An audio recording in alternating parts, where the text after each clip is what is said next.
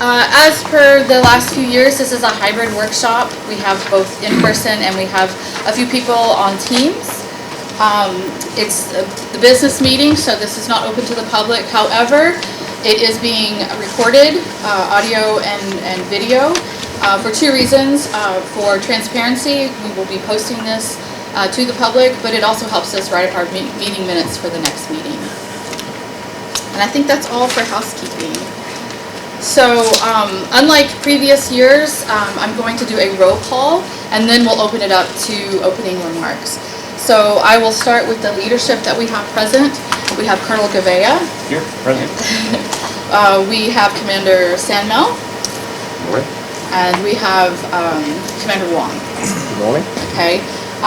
Going along with the signatories, we have the State Historic Preservation Officer, Patrick Lujan, present. Good morning. On Teams, we have ACHP, Alexis Clark.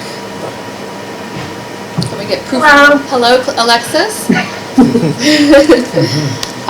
Invited signatories, I believe we have National Park Service on Teams. Yes, hi, this is Chris Johnson, Barbara Alberti, and Elaine Jackson-Rotondo will be joining the call later on. Okay, very good. Thank you for letting us know. Department of Chamorro, thank you very much. We have Guam Preservation Trust, we have Joe Kinata, and we have Department of Chamorro Affairs, we have Mr. Wampat Borja. Okay, continuing with the table with our DoD staff, we have John Salas at the table. We have Marine Corps Base Camp Blas EV Director Al Borja. We have Shayna Lopez, who was PAP Coordinator. She is presenting that today, but her new role is Natural Resources Specialist with NAFAC-MAR. Yes. And we have Naomi Brendan-Fells, also from NAFAC-MAR's Cultural Resources Manager. All right, and then following around the room, we have Dr. John Peterson, who is the Navy SHPO liaison. He's also acting in a role of state archaeologist. We have Charmaine Ledesma, who is Marine Corps Base Camp Blas archaeologist. And where is Adrian? She's probably still outside. Okay. Oh, okay. We do have Adrian present. She's going to be presenting the natural resources. We also have with us, let's see, just his name, Jose Napti. Yes. And you are with the GovGuam. Yes. Yes. Okay. I haven't got to meet you yet. Defense Liaison Office. Okay. Office of the Government. Very good. Okay. Well, welcome. And then we also have some of our StratCom PAO, Chelsea and Robert. Okay. Who else do we have online? We have PAC online on Teams. We have Carly Antone. Are you present, Carly?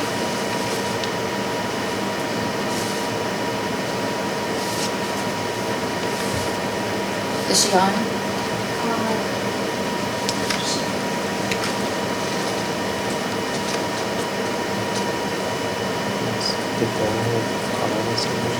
Okay, we'll come back to her because she was on this morning. She was helping us set up. We should also have Dr. Adam Lauer. Hello, everyone. Hi, Adam. We should have Richard Gray. Yeah. Hey, Eddie. Hey, Good morning. Richard. Good morning. Jennifer Chang. Hi, good morning. Good morning. And Bryson Twidwell. Hello, how are you guys doing? Great, Bryson. Glad to have you. Do we have anybody else on Teams? Major Rosenfeld. Oh, Major Rosenfeld. Okay, good to have you as well. Hi. Major. Hi, this is Jen Hardy. I'm the Cultural Resources Program Manager and Team Lead at NAFAC Headquarters. Very good. Thank you, Jennifer. Thank you for joining us. Do we have anybody else on Teams? Dana Lujan. Oh, Dana Lujan as well. Morning. Yeah, morning. This is Dana Lujan, NAFAC-MAR EB2. Great. Thank you for joining us. So now we can go ahead and turn to, I think the next slide is opening remarks. Charmaine? Okay. So if we start with the leadership, if you have any opening remarks, that you'd like to share with us? Okay, thanks, Dr. Hetty. Half a day, again, Colonel Ernest Gouveia, the commanding officer for Camp Laws.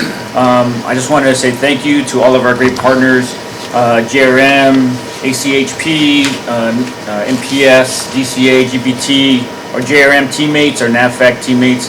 Of course, I'm very proud of my Marine Corps Base Camp Laws team that does this on a daily basis, led by Commander Wong, Al Borja, Dr. Hetty, Adrian, everybody on the team, and those who are on the call. Thank you so much for joining us. My second time attending the Programmatic Agreement Annual Workshop. Last year I learned a great deal.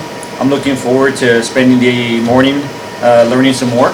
And I would also say that we are committed to ensuring that we follow the guidelines, follow all of our legislative requirements. I think we do an incredible job doing that on a daily basis. We've tried to highlight all of those things, those activities that we do at Camp Laws, whether it's cultural resources, interment of the human remains, our partnership with the environmental piece as well, to make sure that we're good partners. I think that's really, really important. It's a commitment that the Marine Corps has made many, many years ago, and as the CEO, I am committed, and so is my team, to fulfilling those requirements. And then lastly, I would just say that it's been a pleasure being part of this group, part of this process. I will change out. July 17th is my change of command, and Colonel Rich Marshall will be coming in as my successor, but I'm sure that he will continue to do and be a great leader as part of the Camp Laws legacy for General Blas, to make sure that we are a good partner, that we're doing all of our requirements appropriately, legally, and that we look forward to our continued partnership here on Guam. We truly believe it's one Guam. So thank you, Dr. Hetty, for letting me say a couple things. Thank you all for coming. I'm Commander Chris Sandmel, the Executive Officer for NAVFAC Marianas, here on behalf of Captain Brown. Thrilled to see everyone here today. We all are mutually interested in preserving the natural cultural resources of Guam, while also being able to build out Camp Laws. So thrilled to see that you're nearly a decade and a half after the programmatic agreement was signed. We're still meeting regularly on an annual basis to work through some of the issues to make sure we get after the stated goals I mentioned at the beginning. Thank you all.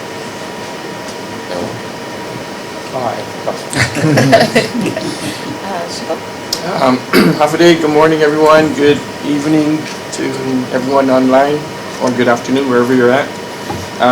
This is Patrick Lujan Guam Shippo.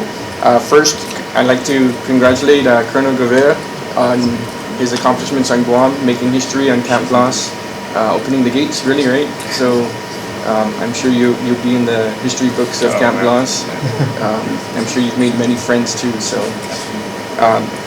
we had a side discussion just moments ago prior to the beginning of the meeting, the Colonel and I, basically looking at how this meeting has evolved, and obviously with the attention or the attendance today, it's not as much as we've had in the past, right? So it's not as contentious as it once was, and that's because of the collaboration and the work that we've had together with your team and the government.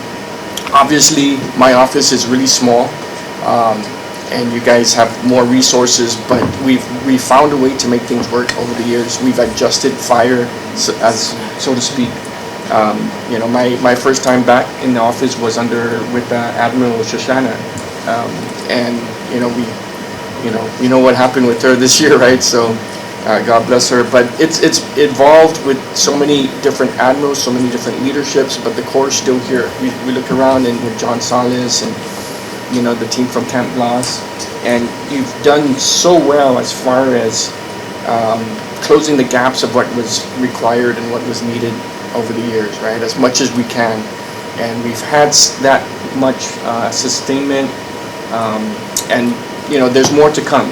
And though the hard work really is behind us, we're still learning from that, and I want to evolve this into beyond a Camp Laws discussion, right? It's got to be a real, true DOD, JRM, and Gov Guam discussion with MDA coming on board, looking at other things that we've talked about and made promises, even handshake agreements. I was telling the Colonel that, and John, this, we had a handshake agreement with Admiral Minoni, right? About the public access on FENA.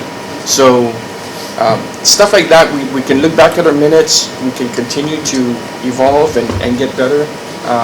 As good as our relationship is today, a lot of this that's going to be presented, I know what's going on because I work with you guys every single day.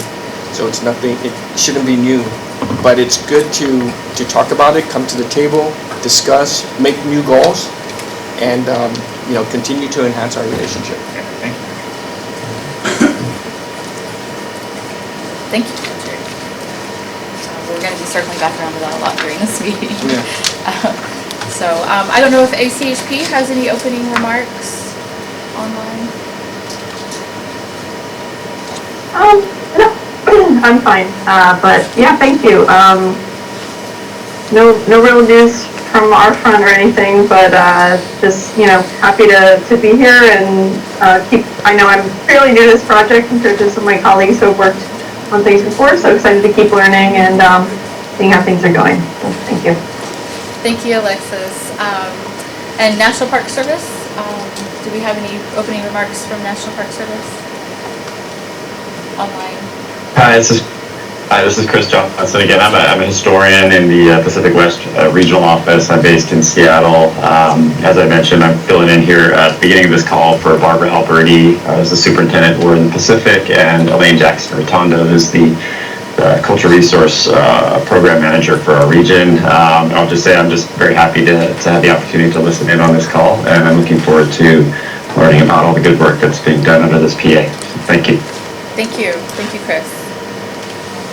And Jennifer Hardy, do you have any opening remarks from headquarters? I'm sorry. Should we continue with our concurring parties? We should. Yeah. Okay. Sorry, let's continue with our concurring parties and then we'll circle back around. Department of Chamorro Affairs, do we have any opening remarks? No? Okay. What about Guam Preservation Trust? Joe? Well, thank you again. I'm still here. We're still here. We've been here since the beginning, and we'll always be here.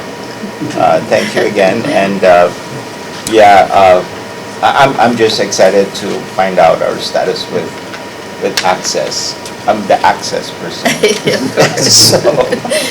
So I hope there's good news about that. I think we have about 15 slides covering it, so Good. we should be good for that. Thank you again for You're inviting me welcome. here. Okay. Before we go any further, the rest of our JRM and Count Laws civilians, do we have any opening remarks, John or Al? No, just like Joe, we're still here, and we'll continue to be here to, continue to enhance and basically be good stewards of our cultural resources, and continue to look forward to working with our government of Guam partners, HHP, and all the other stakeholders. Very good, thank you. And Shayna or Naomi?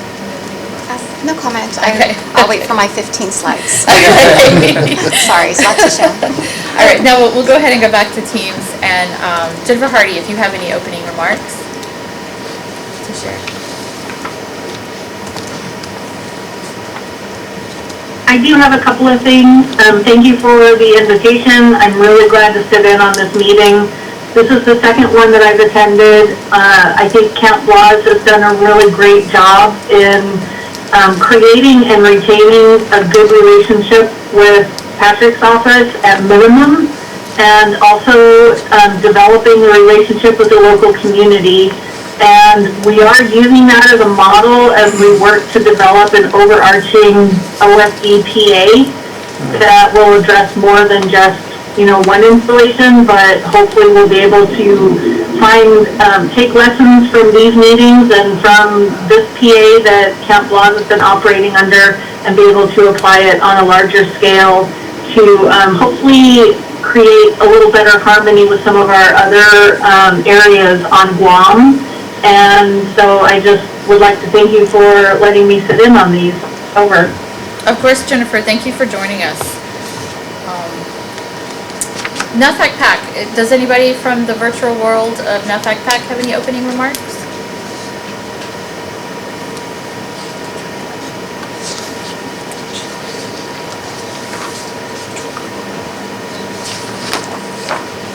I will take the silence as a no. Okay, so then we'll continue on to the next slide. The agenda, you have the agenda before you. I would say the vast majority of it are action items and mitigations, which take up the first two portions. Continuing mitigations at the end with curation and Guam synthesis. We have 2 bathroom breaks built in. These aren't just bathroom breaks, these are also when some of the most important parts of the meeting happens, when we have discussions. We do have 20 minutes of block discussion set aside at the end of each section, and then followed by that 10-minute break.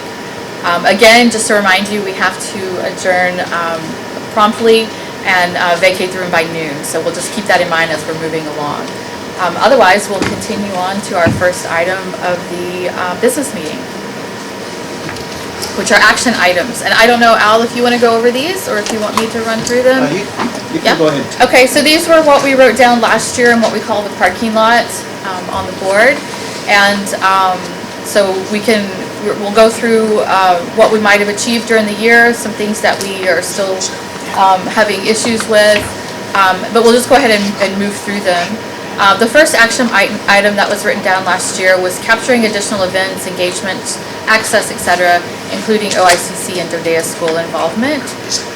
So in the last year, we had quite a few public engagements. We had the EA for 745, which is the new building down at Meridian. We had, I think, several career fairs that our staff attended. Marine Corps Base Camp Blas has the natural resources and cultural resources has provided to Guam schools some guest teaching and some exercises talking about natural and cultural resources. And then we most recently, it's just, I think it was last month, we had a cultural resources, natural resources informational fair that was a pop-up at the Micronesia Mall. We'll probably talk a little bit more about it later. It was pretty, I think it was fairly successful and a good venue for that. If there's no other discussion on that topic, we can move on, or if anybody wants to discuss that further, this would be a good time. So Hetty, I just wanted to highlight, and then I know Joe, you were also part of this discussion when how this PA workshop had evolved over the years, and there was a lot of discussion on whether or not this should be held publicly, right? Right. So what we've done, or basically Camp Blas have done, to ensure that we be fully transparent, because there was an argument that a lot of the updates to a lot of the construction activities weren't being shared with the community.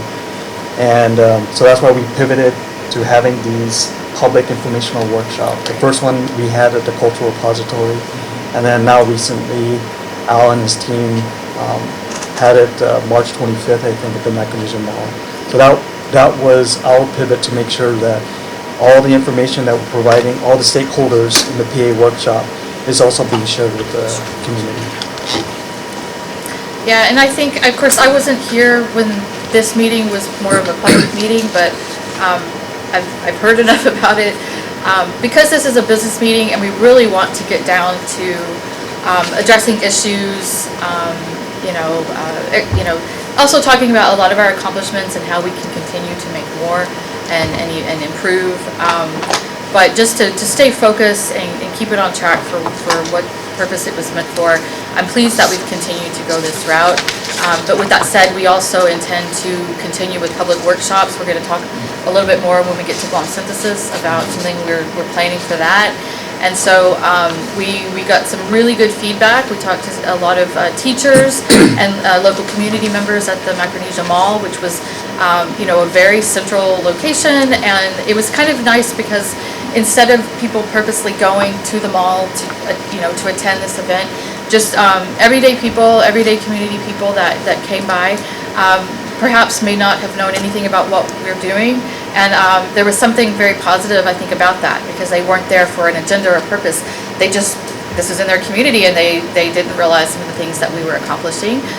So we actually felt really good about that event, and we weren't sure how it would work at the mall, but it actually worked out really well. And so we hope to have more of those especially when it comes to the Guam synthesis, and we can share not just construction progress, but some of the findings and some of the really important cultural and natural resources information and progress that we've made to put out there. So yeah, look for more of that in the coming years or so. Okay, then I think we can move on. There was a point last year about HR 16. This is part of the J755 project out at what was Andy South, is now Marine Corps Base Camp Blas Skaggs Urban Training Complex. There was, following Mauer, there was a downed tree. Just to remind people, or for those that don't know the details, there was a downed tree that had human remains intertwined in the tree roots that was discovered right off of the roadway. Because there was no construction planned for that particular site, we did not investigate it or disturb it further, but instead the remains were just placed back. The tree was actually a high value tree. It was cut to its down to the base, and it was just replaced back. There was a comment last time about seeking some ethnographic or oral history to put in the write-up for that project. So currently that project has wrapped up, but it's in the reporting phase, and so they are putting together the technical report. They're still conducting analysis. There will be a section in there on osteology, and HR 16 will be included. However, just as a reminder, it was left in place. It was not removed and studied. So, but either way, we're hoping to follow up with some oral history. Perhaps we'll get Arlene Steffi involved to help us better determine who might have lived in these areas prior. So that's all I have about HR 16. I don't know if Patrick, if you had any further questions. After number 3. Okay, that's it? Okay, number 3. ACH policy on indigenous knowledge, incorporating that into the 2011 PA. So although Section 106 policy has not changed in terms of what's the word, like I'm failing to find the word, but there is new guidance that was put out this last year to include indigenous knowledge, to incorporate that into decision making when it comes to cultural resources. And this was not limited, as in the past with Section 106, it was not limited to just registered indigenous tribes and Hawaiian peoples. It was open to any local populations, including the territories. It mostly focuses, and maybe Jennifer Hardy would like to provide some comments on this as well, in terms of how how it's the kind of expectation of how this may be practiced and the interpretation of it. But what I gathered for the most part is that guidance focuses a lot on how eligibility of sites is handled in terms of equal treatment between the more indigenous sites and historical sites. And what we could say on our end is that with the 2011 PA, we've always followed the Section 106 policy, as well as local consultation practices, which has been through the consultation consistent with the ACHP policy, which has been through the Shipla's office as a representative of the local community. There is opportunity for every project under the 2011 PA with the PO memo process for any local people, whether they're part of an official board or a group, to provide comments, feedbacks, concern, and those are all individually read and responded to. And we have always given equal consideration to traditional sites versus historic. It's not like we only have interest in the most recent past, even though that is also very much part of the culture here. But I know, Patrick, you probably have some thoughts you want to share, and then we can maybe follow up with some thoughts with Jennifer Hardy. Yeah, we have a representative for ACHP on the line, right? Is it Ms. Clark? And of course, yeah. yes. So my question is, the policy came out since the beginning of, I think, 2023, and I haven't seen any guidelines to that, so we haven't really initiated this segment of 106. Is there any intel on that from the ACHP side?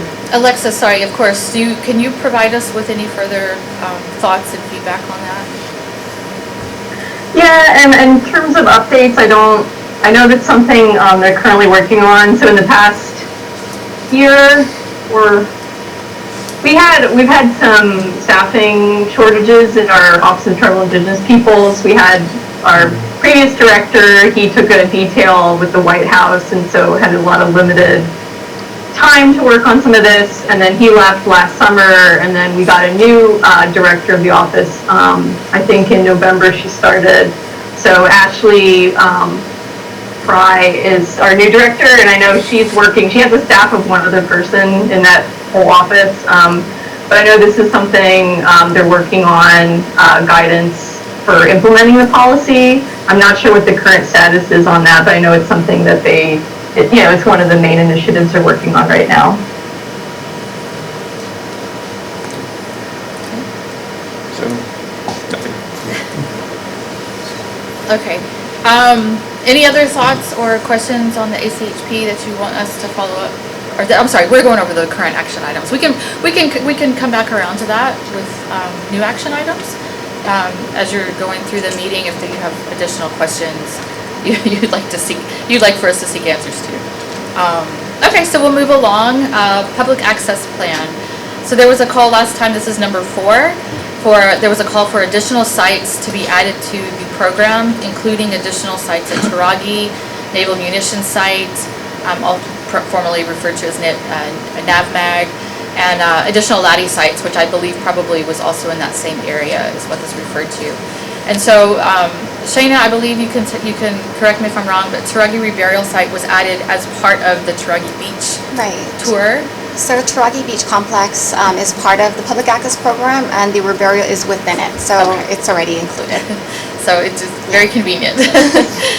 Okay, so that's good. And then other sites, particularly sites that are at Naval Munitions, this is something that Navy Base Guam needs to communicate with the PAP coordinator, and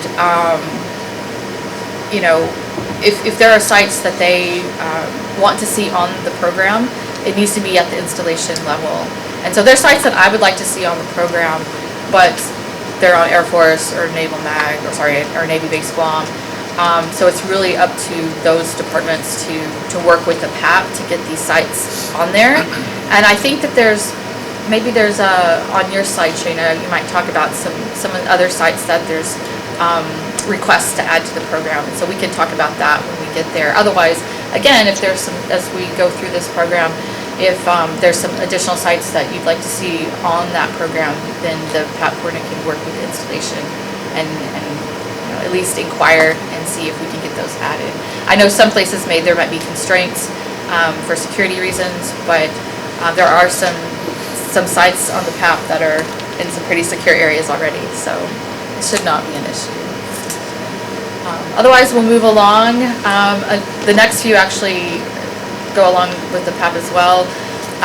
PAP needing more focus on indigenous sites rather than just World War II and colonial sites. And so that was the comment that was made last time. I went through and calculated, and actually it turns out, and I don't know if it was on purpose or if it just worked out this way, but it's actually 50-50. There's 50% indigenous sites and 50% historical currently on the program. And so although it may seem like we have a lot of World War II on there, it's actually 50-50 at the moment. And it'll probably tip over, into the indigenous side as we add more of those traditional sites that we're interested in adding. So that's where we're at with that. And then the collaboration with GPT on 360-degree tours. And Shayna said that the funding program was programmed for that collaboration, but ultimately it was not approved. The funding was not there. I don't know if you have any further information. We'll still put it on our wish list of things to do.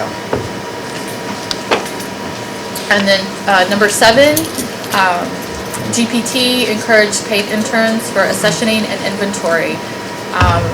So University of Guam is establishing a paid internship program, and they'll be collaborating with cultural resources and natural resources for opportunities. I don't know if you have any more details to add about that. Yeah, that's ongoing work between FACMAR, the SHPO, and the University of Guam. So I'm optimistic that's going to come to fruition very soon over the near-term horizon. So But, hopefully, once we get interns on board with DoD resources, that, the repository is one particular area that could, see a need for their services as interns and, fulfill Joe Canata's request to consider, some of that experience as a learning, a learning trajectory for some of those interns. And of course, we share your requests for these to be paid internships. We have a lot of work to do, but it's work, and it's work that people are doing, and so we very much believe in paying our interns. So I'm excited about this opportunity because there's plenty of things that we could that we can use help with. So and it gives these students just a taste of what it's like. We've had some success stories. Chloe was our intern a couple of years ago, and she went on to work for the museum. She went on to work for the Park Service, and now she's working as a contractor from JRM. So we have some really good success stories. Also in our side, we've had so many UOG students that are working with us now, former alumni. So we hope to continue that success. Moving on to number 8, who is the IGSA reviewer for curation? Will it be under UOG or DCA? And the answer is likely UOG for a number of reasons. I think you've talked to me, Al, about that. I think there's some discussion on that on the curation side. So I don't know, Naomi, if you have any words now or if you want to save some of that for later. I mean, there's some of that covered on a little bit more on the slides, but I'd say, likely UOG. It's the best we could say, but it hasn't been confirmed last time I talked to the repository. Okay. So it's not settled, but it's looking like it's that direction. But it's moving along to number 9, reaching out to Dr. Scott Keys with regards to the public access program, looking at the political side as well as historical side of things, for public outreach for 2024. Again, for that collaboration, there was no funding for that effort, but I'm sure we'll continue to consider those types of collaborations. The PAP indoor-outdoor display put into historical, cultural, and political context.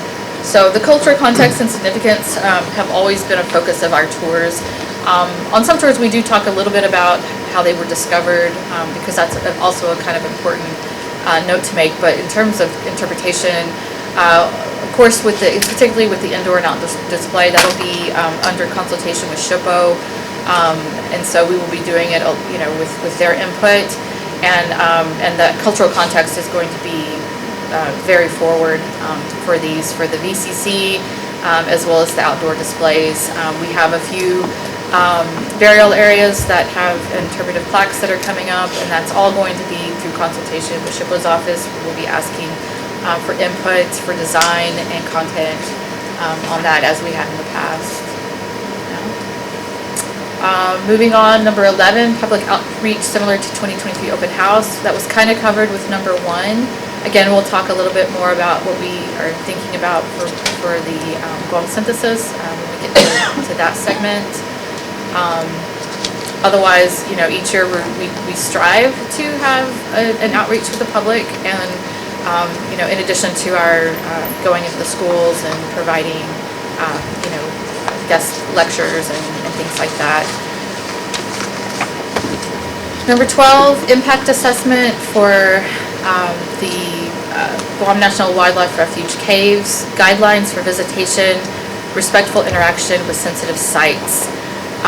The visitor policy for that area is covered by the Department of Interior, and so it covers the guidance for sensitivity to these sites.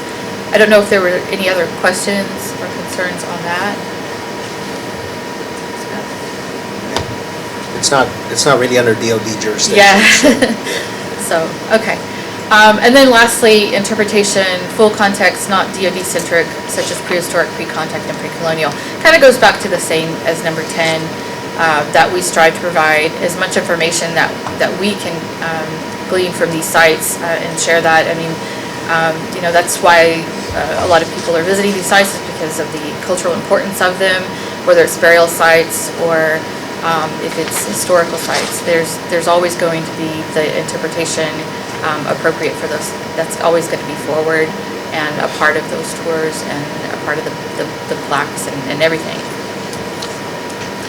I can add to that. I'm just going to give a preview of what's to come, but we've recently established the partnership with the University of Guam, and one of our partners there is actually a recent Chamorro Studies major, and so he comes along on our tours and provides interpretation as well to support what we're already providing. Very good. Thank you. So that covers the action items from last year. Again, as we're going through the meeting, we'll start writing down new action items to seek answers to for the next year. So moving along to 2024 events and updates. We had quite a few events this last year. In April, we had the second ritual at J001B Area D. This is across from the Memorial HR1. This was for the fragmentary remains that during the investigation process had been removed, and prior to reburying them and placing the native soil, we had a second ritual with the SHPO, through the SHPO's office, to bless those areas before that activity occurred. We also had in June the Tweed Artero family tour to Tweed's Cave, which was a very successful event for the families. We had I don't know if Colonel Gouveia, if you wanted to share anything about. Yeah, thank you. He shared with me a letter from the family. Yes, so we got the opportunity to show Miss Lolly Tweed, her husband, and her two sons where her father had been placed, hidden by the Artero family, and I know many across the island had helped many of the 6 sailors who were trying to evade the Imperial Japanese forces, and unfortunately all of them except for Raymond Tweed were able to survive, and that's because of all the sacrifices that those Chamorro families made on his behalf. And so the team memorialized the cave where he was able to be hidden, and Miss Lolly, who's well into her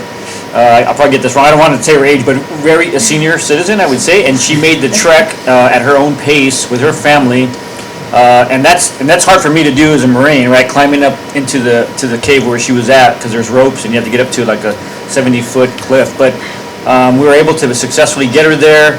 It was very emotional for her and her family because it was a dream of hers to come back to the island and fulfill this legacy that she has with the Artero family and the connection that her children and the Artero family have together. So very successful, very heartfelt, and she wrote me a nice note afterwards to say that it was a dream of hers to do this, come back to the island and to show her children. And so generationally you'll have the Tweeds and the Arteros coming together to remember that the sacrifices that were made and the friendships that will be lasting. I can only imagine that from generations upon generations. So it's just another testament to the teamwork to get us together, to make the trek, to fulfill her wishes. And so it was very special. I would say it's very special. And it meant a lot to me because just being a Marine and the historical significance of Guam is so important. So I was just happy to be a part of it. And thank you for letting me say a couple of things. Yes, thank you. Thank you for sharing that letter. In July of 2024, we repatriated Japanese World War II remains to the Consulate General of Japan. At this Area D, at J001B main component, there were remains that were found that were of Japanese origin with World War II artifacts, and I believe it had dental work that was significant for Japanese versus American. But either way, the contractors determined these to be Japanese, and we worked with the Consulate General per the 2011 PA, and they assumed jurisdiction, and they were repatriated in July. Moving on, September 2024, we had the reburial ritual for J755. Again, this is SCAG's Urban Training Complex. We had a reburial ritual at HR5, and we had visits to some of the other HR sites to allow for the fragmentary remains that were removed during the investigation process to be placed back to their locations. There were also some other HR sites that did not yield burials. They sometimes was a single piece of fragmentary remains, and those were also reburied at the closest burial site. So every single tooth, every single fragment of bone placed back respectfully through this reburial ritual. September 2024, we also had the P745 EA public meeting that was held at the Dedido Mayor's office. I think also a successful public meeting. And January 2025, Jassy Miller, she's a PhD student. She received an ARPA permit to study pottery. Originally, it was a smaller sample of some Count Blah's material. She requested in this last year to expand her study, and so we have now given her access to all the Count Blah's projects to do this massive pottery study looking at migration and use here and between this island and others. So we're really looking forward to Jassy's results, but I think it's worth noting that she's expanded her study to more collections to include a better sample size. And then lastly, of course, the March 2025 Informational Fair pop-up.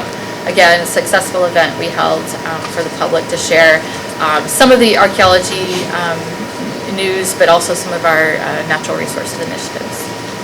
I think that's it for those updates. Now, normally we just have a single line to mention, if you go back, there's a single line to mention, nope, the NRHP. There we go. There's usually just a single bullet point on our updates, but we decided to give it a little bit more attention this year just to share where we are with NRHP. So we are obligated to nominate 2 archaeological or historical sites every year that the PA is active. So that's 2011 through 2030. So by our calculations, we are obligated for 40 nominations. And this is all across, as you can see, the distribution. It's not just Marine Corps Count Blah's. Whether they like it or not, we go after sites at Navy Base because they have some of the best, most preserved sites, as well as Air Force Base. We have a few up there as well. So for the calendar years 12 through 14, there were 9 nominations that are officially on the list. These are listed sites. And then for 2014 through 19 and 2020 through 2023. And Jennifer, this is kind of for you. Just a heads up. We have 19 nominations. Now, these are nominations that were accepted by Count Blah's, they were accepted by SHPO. They are just at the point that they need to be packaged, routed through JRM to headquarters. They will be heading your way in the near future, and this is for review from headquarters, and then hopefully if they like these nominations and agree with the way that they've been presented, then it will go on to the keeper for review. So it's been a long time coming, 2014, some of these, but it's on the horizon. Now, calendar year 20 through 21, we call these our bad years. There's a few nominations. We've got 5 of them. This was around the time of COVID. We had some internal review of the nominations. They're not where they're at. We didn't fully accept them. They need a little work, so they are currently under Count Blah's internal review and revision, and we hope in the next year to get these to SHPO for review, and so they can move forward, because it's a lot of work that went into them, and they're worthy of nominations. So we just need to put our work into it to get them there. For accomplishments for 2024, we went back through the list because there were a few sites from 2023 that needed, or maybe it was 2022 actually, that really needed local names rather than the names that had just been, kind of randomly given to them. And so we worked with Vanessa Guerrero, one of our archaeologists, worked with the SHPO's historian to provide 7 of those nominations with local names. And so we had to revise those nominations to reflect that. The calendar year 23 nominations, these are part of that 19 nominations pending review by headquarters. But that I wanted to highlight is the Finamasker site, which includes 2 caves from that event. the Fennec Lake West Laddie site, and then of course the Tweed site. So those three are also just pending routing through JRM to headquarters at this time. We also had in this last year the old bridge. It's believed to be first administrative period bridge in Naval Munitions site area, and that is just currently being finalized. So we had our last set of revisions sent to them, or sorry, comments, and so we're looking forward to see what they did with that.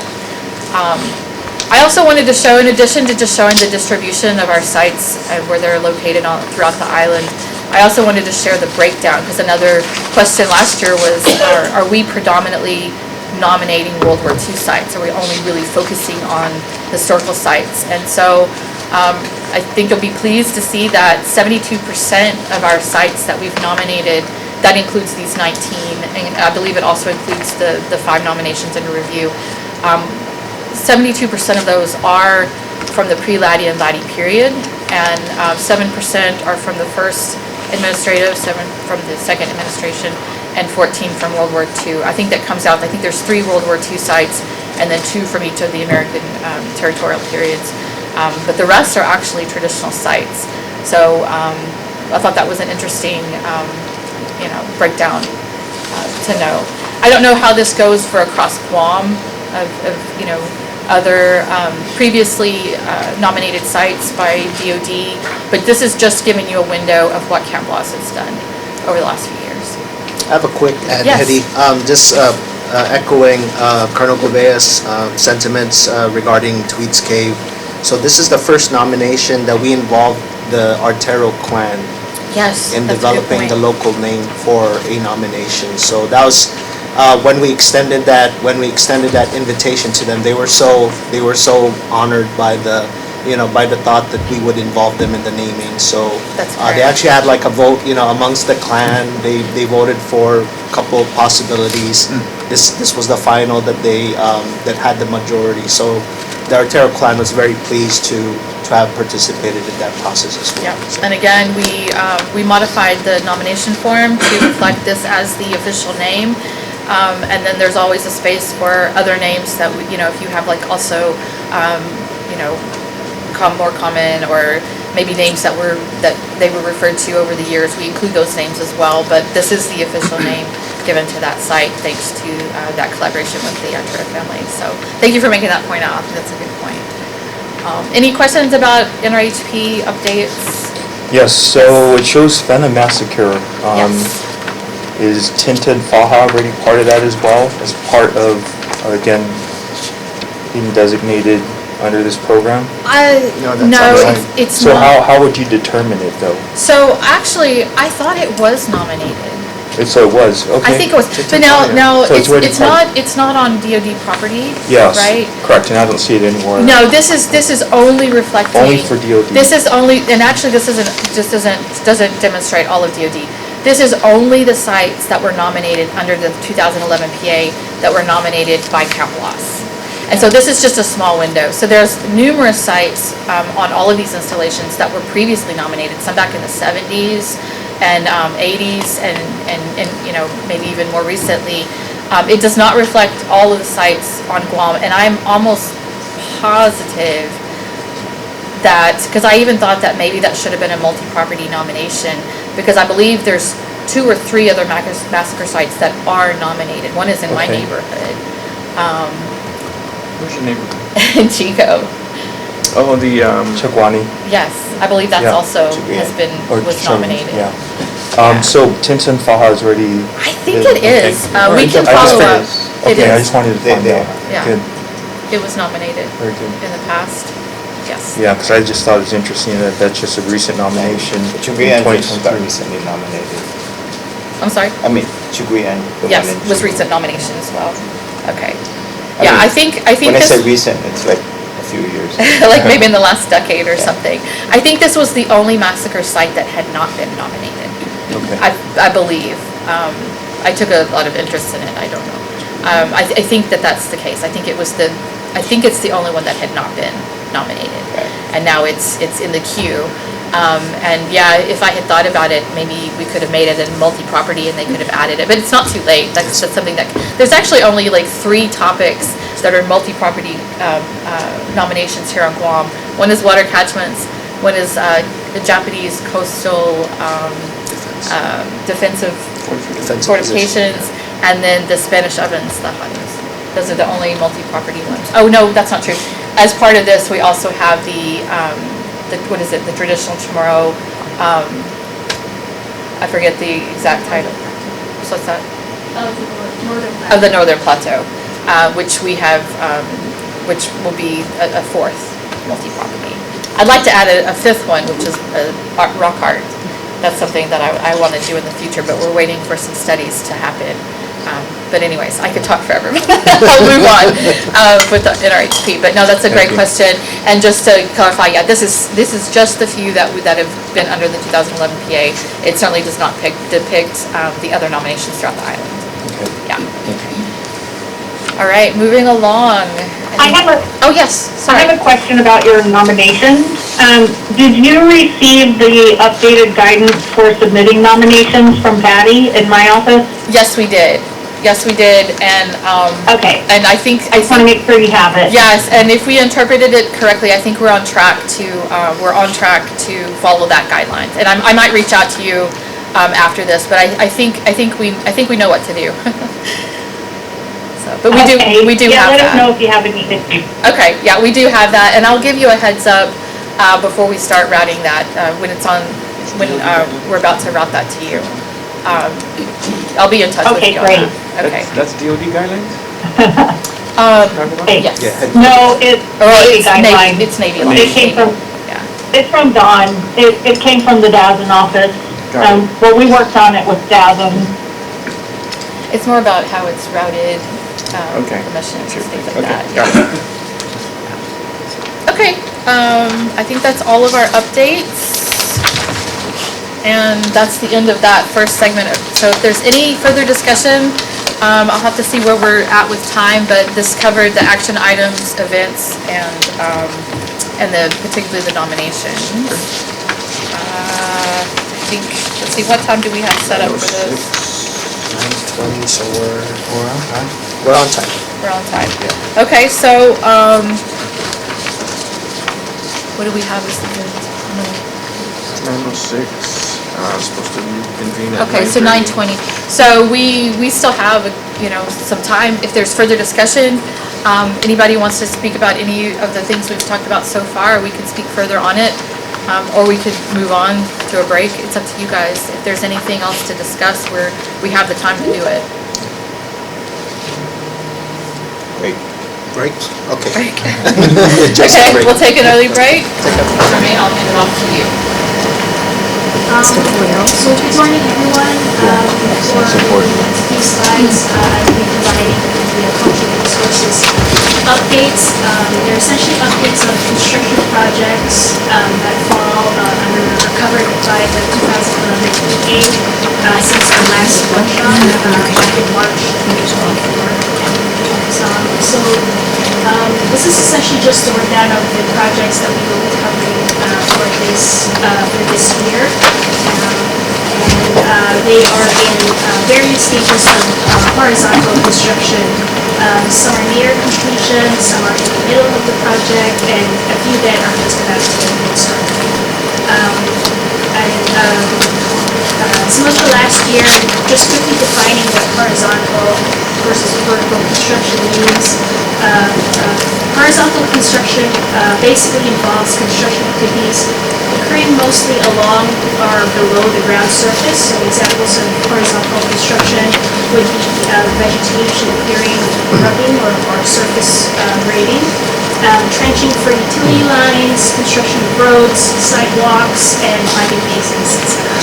So this is very different from the vertical construction, which usually pertains to actual construction of the building or the facility. So for majority of our archaeological mitigations, they usually involve horizontal projects.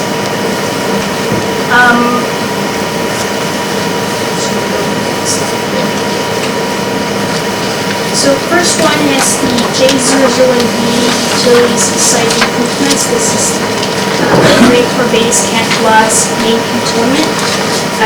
The horizontal project is complete, and this was monitored following the 2018 resolution agreement.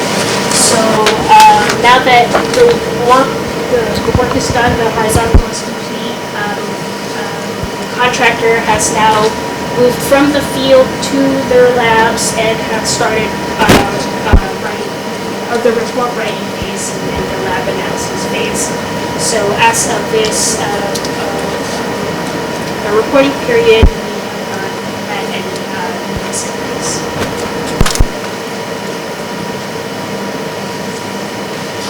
J755, which is the urban Base Camp Plaza Stag's urban training complex, also another major horizontal project that was completed. This was also under the 2018 resolution agreement and was monitored for the entire horizontal project. They are also in the report writing phase. We mentioned last year that there was a follow-on survey that was tagged on to the J755 project, and that will be submitted together with the full volume for the J755 archaeological report. And as of this reporting period, we have not had any new discoveries. Can I ask you, what's your definition of new discovery? Is it your old discoveries and then you have a new discovery? So there, during actual archaeological monitoring, when they find archaeological areas or sites or features, that becomes a new discovery. So once, let's say a human fiber is found, right? So that is a new discovery, and then that becomes, for example, HR, and then you get a number. So this would be any new HR sites or any new archaeology sites. So of course we have all the previously known sites, and through construction we've discovered new ones that were not known. And it just happens that because of the winding down of that project, this year there were no new sites identified and no new HR identified because of the completion of that of the horizontal.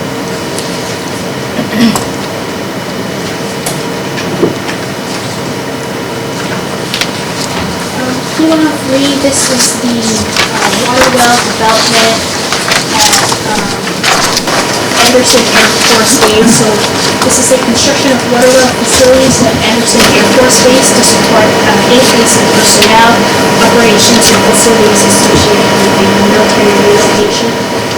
So for this, the clearing and grubbing phase is nearing completion, so 70% has been in place since as of March 2025. And this is the archaeological monitoring is ongoing for this project according to the 2018 resolution agreement. And since the last workshop, March 2024 to now, there has not been any discoveries for this project.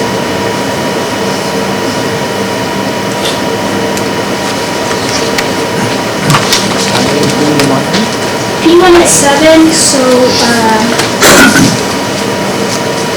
P187 is a construction of the exclusion barrier, multi-species exclusion barrier to limit the movement of brown tree snakes, rats, cats, and ungulates such as pigs and deer. So the project includes access pathways and irrigation pipeline for natural resources out planting efforts. As of February 2025, only 40% has been in place, and so construction is in progress, in mid-progress, and full-time archaeological monitoring is currently ongoing. We've also had, in addition to, in consultation with the SHPO, we've also had additional investigations outside of the project footprint. And these are the sites within 30 meters of the area of potential effects, which is essentially the P187 project area. To ensure that those sites near the green box are not being impacted by construction. And so that has been completed and the letter was delivered to the ship. Between March 2024, our last PA workshop, to here we have had 4 new archaeological discoveries. We've had 2 HR areas, both isolated finds, and in consultation with the shipper, we have followed scenario 2, the standard operating procedure, which is essentially the 5x5 meter grid that we usually do. And we're, as I said, it's a single find, so there was no evidence of the entire burial or in situ skeleton remains. We've also had 2 archaeological sites. Discovery Area 1, which is here. That was discovered during vegetation clearing and surface grading. The Discovery Area 1 was composed of 2 archaeological features. One was the thermal features, so charcoal and firefighting rocks, and also 1 pottery scatter, a small thermal feature. So that has been fully investigated and data recovered. The second discovery area, which is right next to HR3, that also was a pottery scatter with a small thermal feature, also discovered during surface grading, and that was also so those, all the investigation of field work was completed within our district.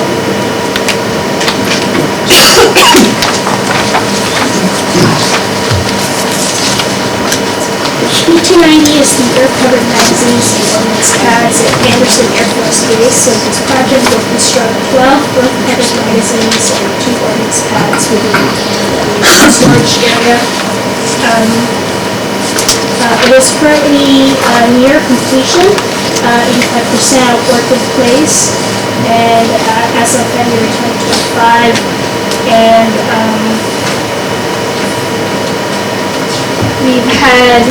we've also completed 2 investigations within this reporting period. The first one is the data recovery of 6608-2914. This is a dual component pre-contact and World War II artifact scatter. It was originally avoided by construction. However, archaeological features were discovered or identified by the Marine Corps base outside of the original site. So the goal of the investigation, or plan of action, consulted with the shipper, was to essentially determine whether this was part of the original, or these features were part of the 2914, or are they like a new site. So that has been, that site was fully characterized and was brought to data recovery phase, and the end of field work letter was finished. And then the last one was Discovery Area 3. That was a subsurface layer of dark stained sediment in the sidewall of a construction road cut. And as part of the monitoring efforts, they were able to get a profile of that dark soil sediment, and for due diligence, they also, it's this area here. This is 29003. The government did its due diligence to go outside of the green box of the project footprint to fully investigate the extent of this new discovery. And so, in that end of field work letter that was submitted to SHPO, we had initially established a site boundary on the surface level, but because that area is not or was not part of the project and will not be impacted by construction that was left in place. And in addition, we had recommendations of what we can do moving forward. Archaeological monitoring, as I mentioned, is ongoing for this project, and between March 2024 workshop and now, no new discoveries.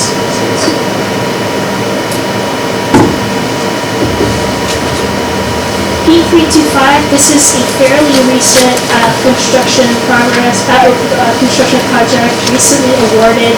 This is one of the vertical constructions in J001B that the engineer squadron battalion support battalion equipment and maintenance facility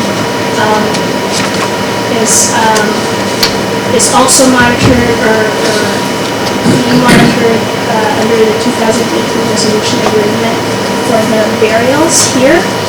So this is HR1, this is Savannah Flatland Monument is here.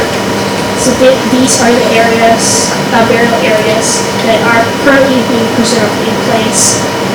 Hetty will talk more about it in the next few slides, but there is a landscaping plan for the burials that are in place. So that also will be monitored, or is being monitored. P715, P735, this is the Mason live fire training range complex. It is for P715, these 4 ranges here. It is 100% work in place. That was also the same for last year's workshop. And then for 735, this is 95% completed. The monitoring for these 2 projects under the 2020 resolution agreement has also been completed, and we have actually now been slowly submitting technical reports to the SHPO. So just a few that we have submitted in the last year. We had the P715 final technical report, archaeological mitigation was submitted in February 2024. There's the P735 monitoring report in January 2025, and the P735 results of archaeological surface and subsurface surveys in June of last year.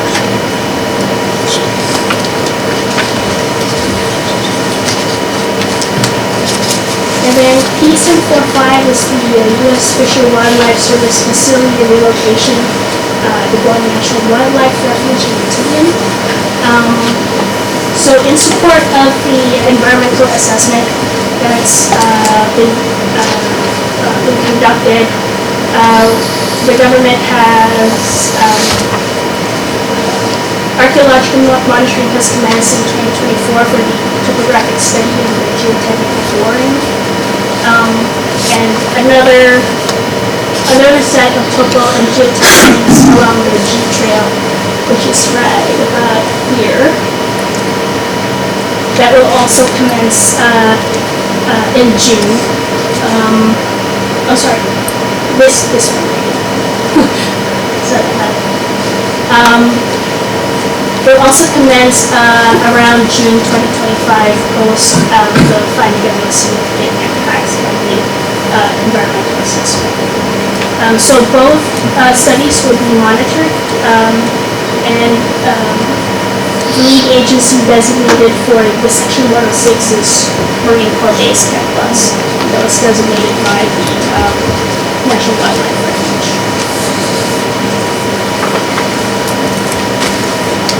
And then our last one, this is not so much construction related, but this is part of our 2011 programmatic agreement and the 2015 biological opinion in support of construction. We have consulted with the SHPO on the long-term forest enhancement activities within Marine Corps Base. Currently, our PA memo for this is in the Kaigwa area and the Kaigwa Forest Enhancement Site. The types of activities that we covered here or being monitored. Essentially, all the ground disturbing work. So outplanting, vegetation clearing for irrigation lines, access paths, fence construction, and invasive species removals, includes faunal and floral removal.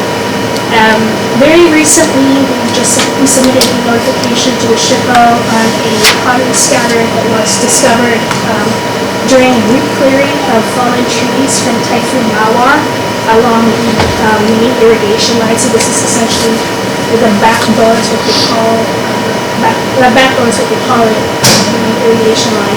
The Taiwan Forest Enhancement. So Canblas has already consulted with the SHPO regarding our plan of action, and we are currently in writing up our performance work statement to do essentially our scope of work to do subsurface testing to evaluate its eligibility to the National Register of Historic Places. The next that's coming up for forest enhancement is another key memo that we will be consulting with the SHPO, and this is to expand the forest enhancement work, including the Hapito Ecological Reserve area and the larger Mason and Skies conservation as well. So this will be a more inclusive forest enhancement consultation with your office, and we will also be creating a work plan submitted to your office for comments. When do we expect that? After we write but yes, that's coming up. So a lot of big plans for forest enhancement.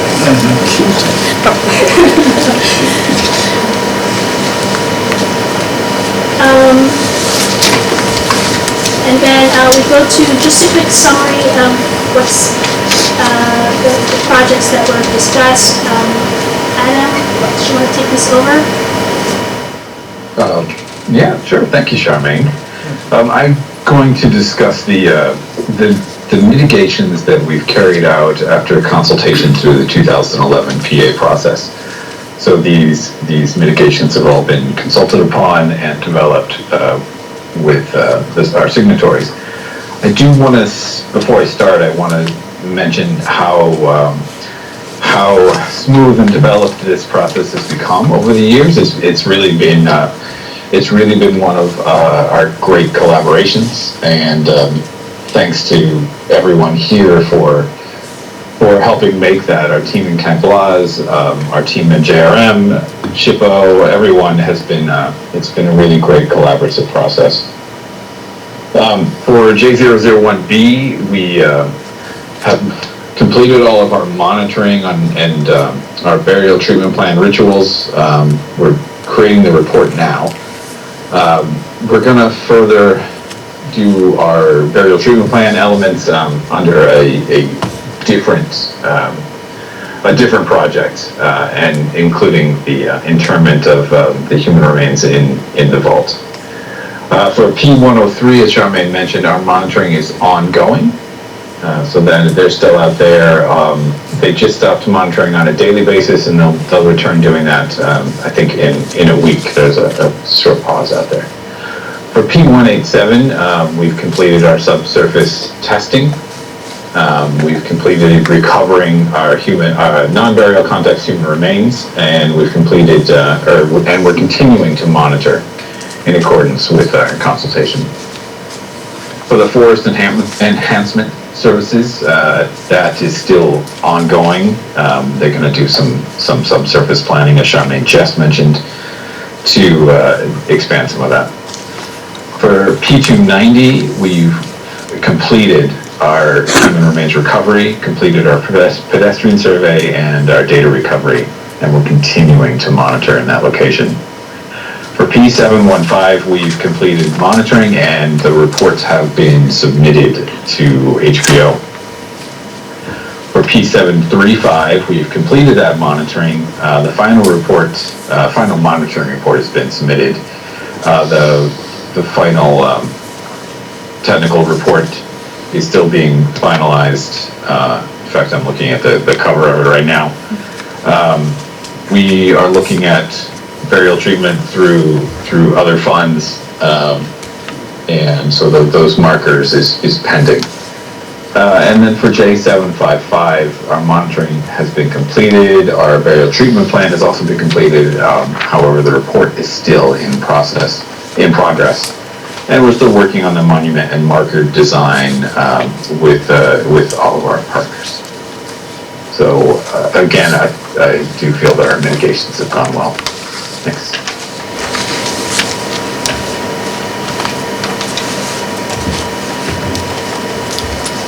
Great. Next up is Adrian with Natural Resources Updates.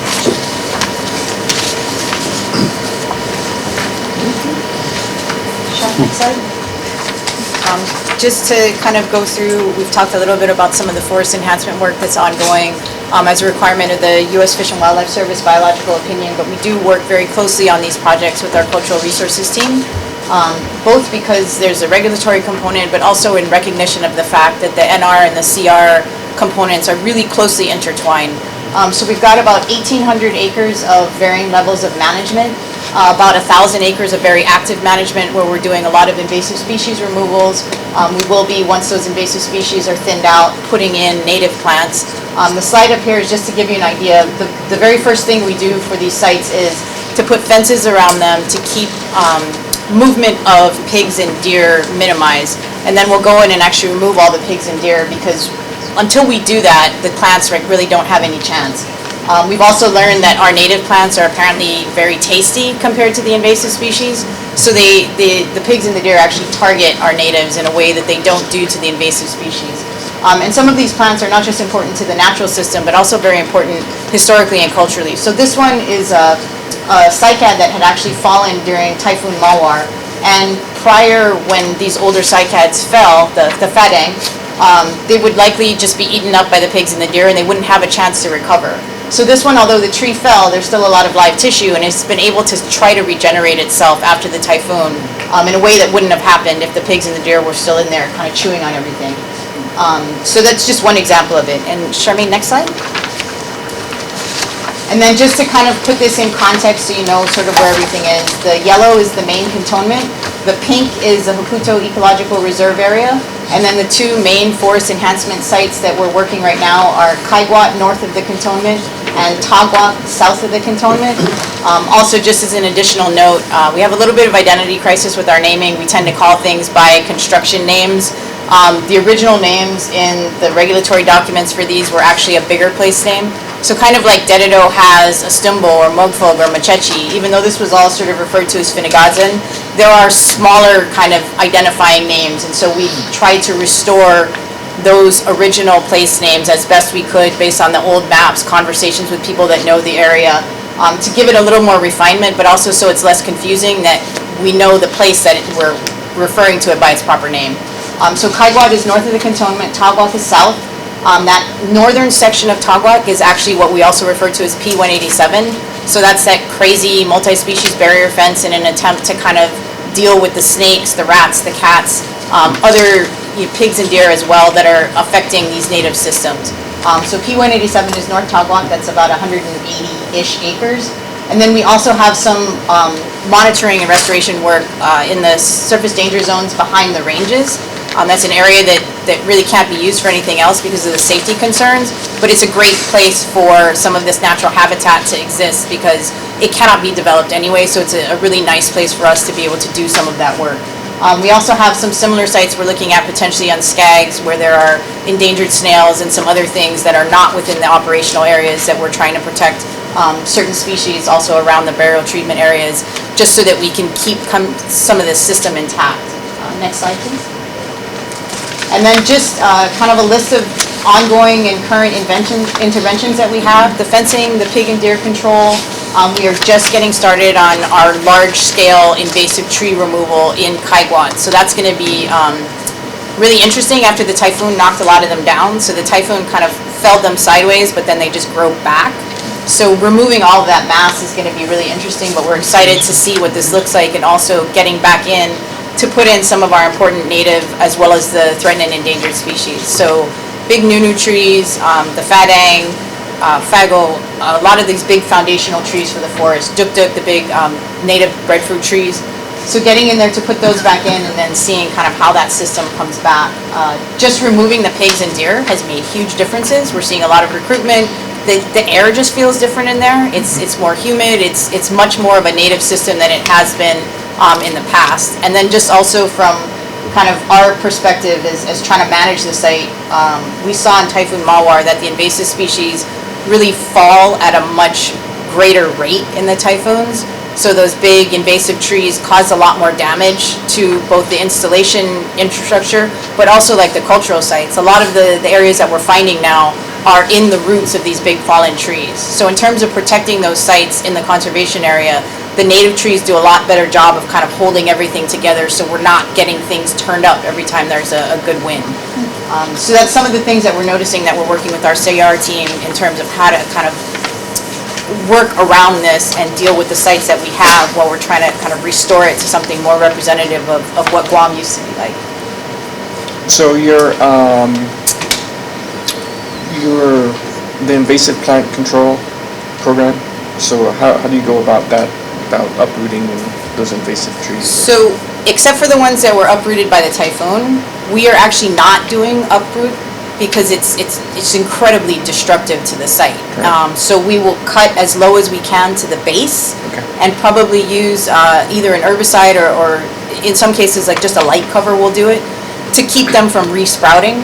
And then figuring out how to plant around them, or sometimes Guam Forestry has piloted a method where they actually plant in the root ball of an existing tree so that you're not creating new ground disturbance. So we'll be looking at all of the methods that might work.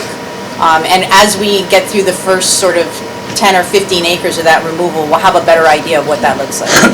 It's not been done at this scale, so some of this is a work in progress. I knew you had the plan. I was just asking. I was asking for a friend. Next slide, please. And then just to kind of give you an idea of some of the early successes, these are some of the species that we are tracking for regulatory purposes, but because this particular environment, the native limestone forest, has a lot of other things going on. Although we track the listed species that are required by regulatory purposes, it's also a really good indication of just the overall things that are happening in there. So we've got Mariana's 8-spot butterfly is our endangered butterfly that we've not ever documented in Kaigwa Forest in the past, but it's now recruited into the space. We have understories, so this kind of little plant that's above the silhouette of the deer. It's not endangered or anything particularly special, but we almost never saw it in the forest prior because it was apparently a favorite food of the pigs and deer. And now we're starting to see them come back on their own without us planting them. So it's a good indication that something is spreading the seeds or there's a seed bank that remains. But in any case, like we're seeing things come back in a way that we hadn't before. The cycads went from being the most numerous tree in our northern forest to being actually on the threatened and endangered species list because of invasive insects. And although we still don't have like a great handle on the insects, just removing the pigs and deer, providing a little bit of habitat support is allowing these plants to come back now on their own and actually get a foothold. So we still have some work to do, but it's a really good sign that things are happening. The endangered or threatened orchids, we're seeing a lot of recruitment of babies coming back into the forest. So definitely things are happening. And then just from, again, that cultural perspective, some of the things that we associate with the northern forest, right? Like the coconut crab, the azuzu is a really important food source, very popular. We didn't really see very many of them in the past because the young ones get eaten also by the pigs particularly. But since we've started this work, we're seeing a lot more of them coming in. And they seem to be able to navigate the ungulate fences okay to get in and out of the forest when they need to go to the coastline to do the eggs and reproductive cycle. So we're keeping a watch on that, but it's a really good sign that we're seeing a lot more babies that we have not seen in the past. Next slide. And then just our next steps is really more of the same, working very closely with our CR folks and trying to keep the monitoring and kind of understand what the interventions are going to do and how to make sure that we're working so that both the cultural and natural resource sides are protected as we move forward in these conservation sites. P187, the predator-proof fence for the North Tagwak enhancement site, that will be going in and we'll be doing the invasive removals behind it probably next calendar year and into 2027. We're also doing some vegetation management just to, not just the big invasive removals, but very targeted actions in particularly important areas. In Haputo, for instance, we have some vines that are taking down the old native trees. And when these vines get so heavy on top of these very tall trees on that cliff, they topple everything over and it causes huge amounts of destruction. So we have a project now where we're trying to understand what is the best way to control those vines while protecting the trees underneath so that we keep that system intact but also limit the ground disturbance that would otherwise be occurring when these really large trees are toppled by these heavy vines. We're also doing some work up in Northwest Field, Mason Live Fire Training Range Complex, doing some of the same investigations to understand what that could look like. And then also just as we go, trying to understand the best tools that we have or perhaps develop new ones to make this process a little bit more functional for everybody. So that is our NR update if anyone has any questions. Thank you, Adrienne. Appreciate your updates.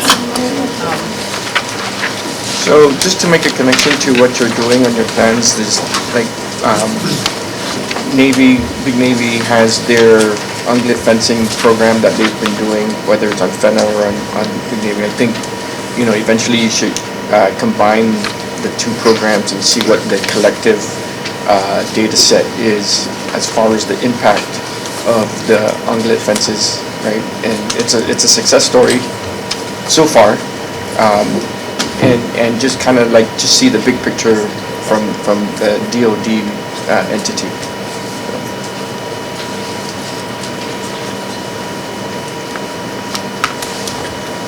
Okay, next slide. Can I ask? Yes. So Adrian, one quick question. Is there, for where the main cantonment is there also another name? Like as you have the, I'm not going to pronounce it correctly, but the Kaiwan and Taiwan. Yeah, and was there also a name for the main cantonment? Saban and Padang and Magua. Okay, all right. Oh, that's good. Okay, great.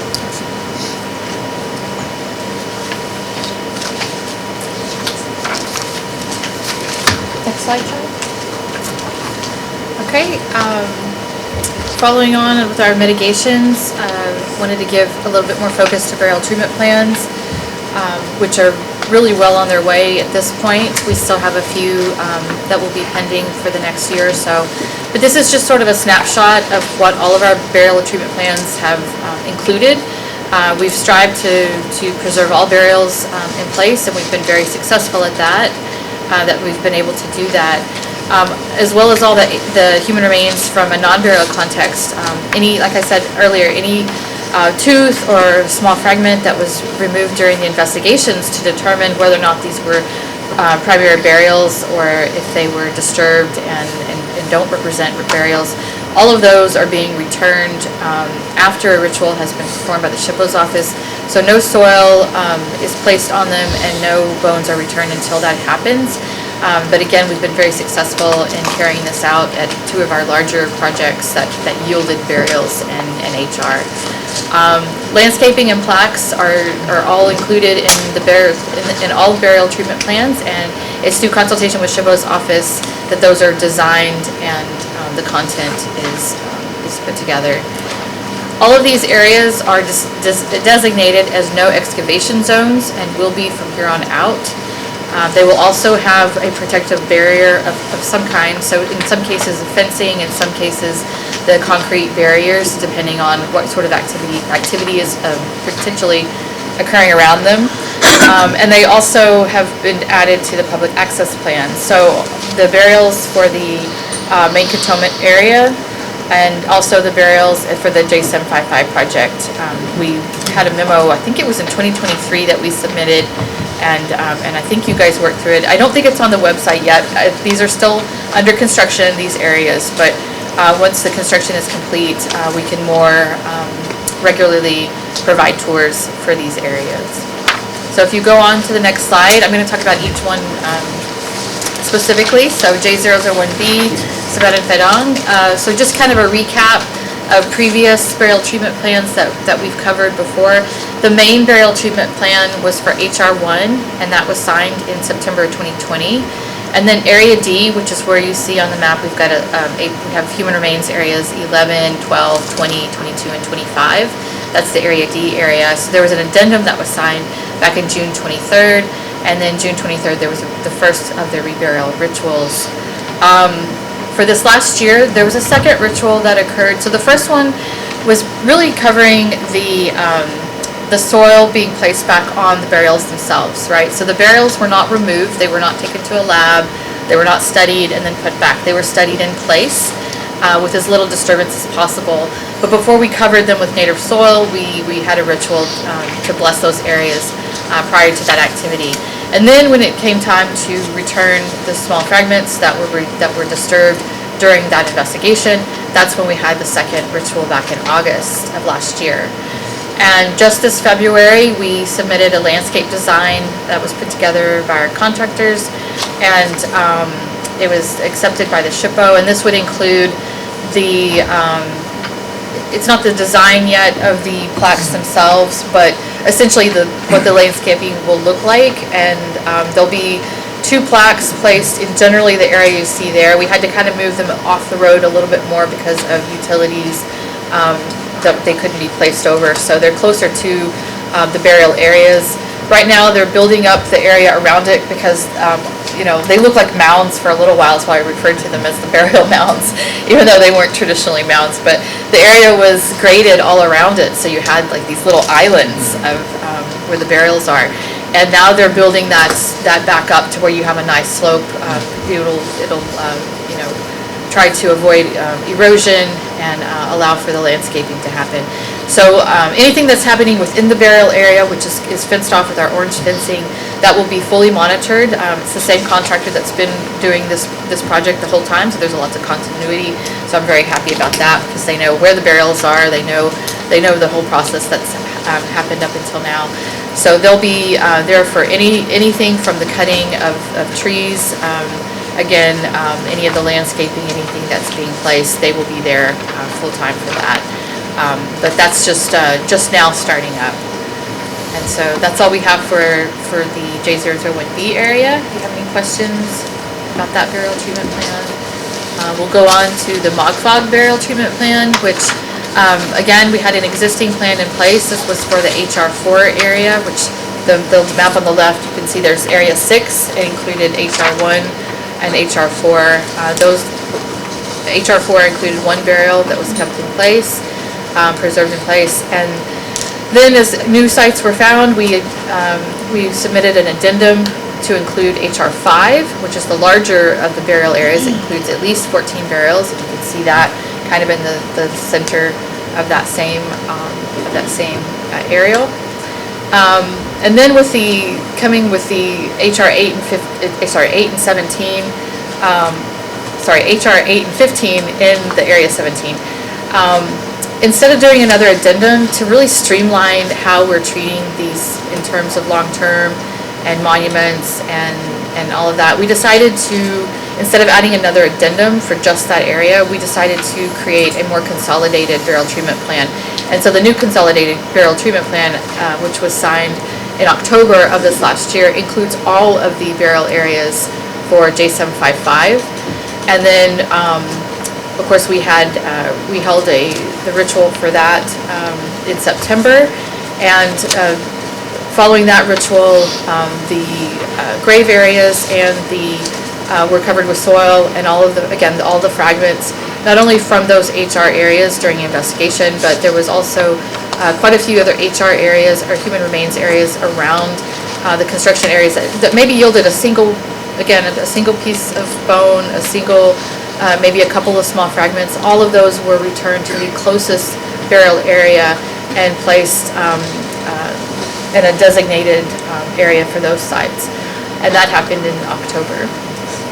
That happened in September. Part of that burial treatment plan, it includes the marker, which will be at HR4. It'll be actually outside of there's like a trail that actually goes through from HR4 to HR1, but the plaque will be outside of that area. There's kind of a grassy area that you could park, and that's where the main plaque for Mogfog will be. And then there'll be smaller markers at HR8 and HR 5 that will give some interpretive information about what is, what you can find there.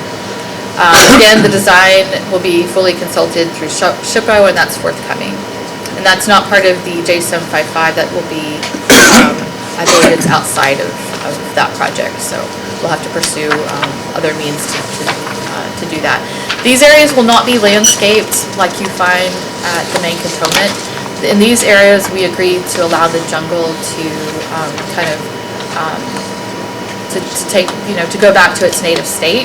And so we're not going to be clearing and landscaping. There's not going to be sidewalks and hydroseed and that sort of thing. It's going to remain in the jungle conditions.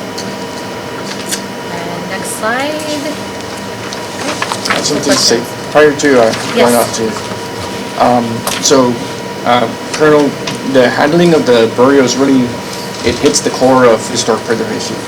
And over the years, the consultation between Camp Blas team, JRM, and our office really set the tone of how we handle these burials.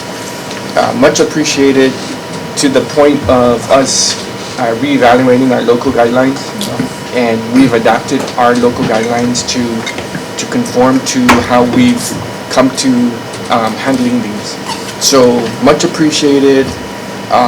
I think if anything out of this PA, this is the biggest piece, most sentimental piece of historic preservation, and how we didn't rush anything.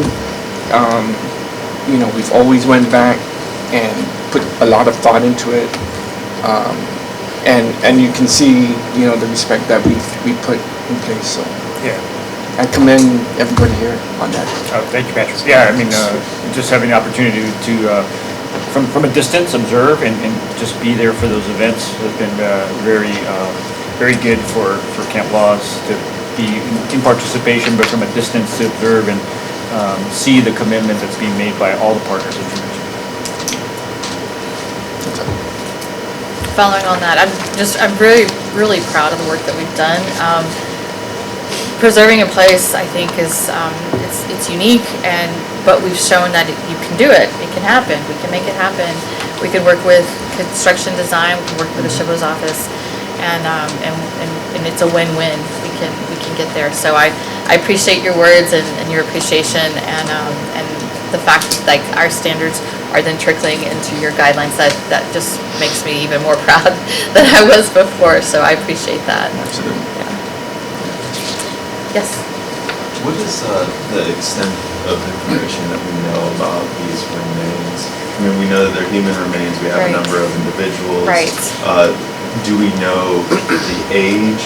Or, I know preserve in place doesn't give you a lot of room for analysis, osteological.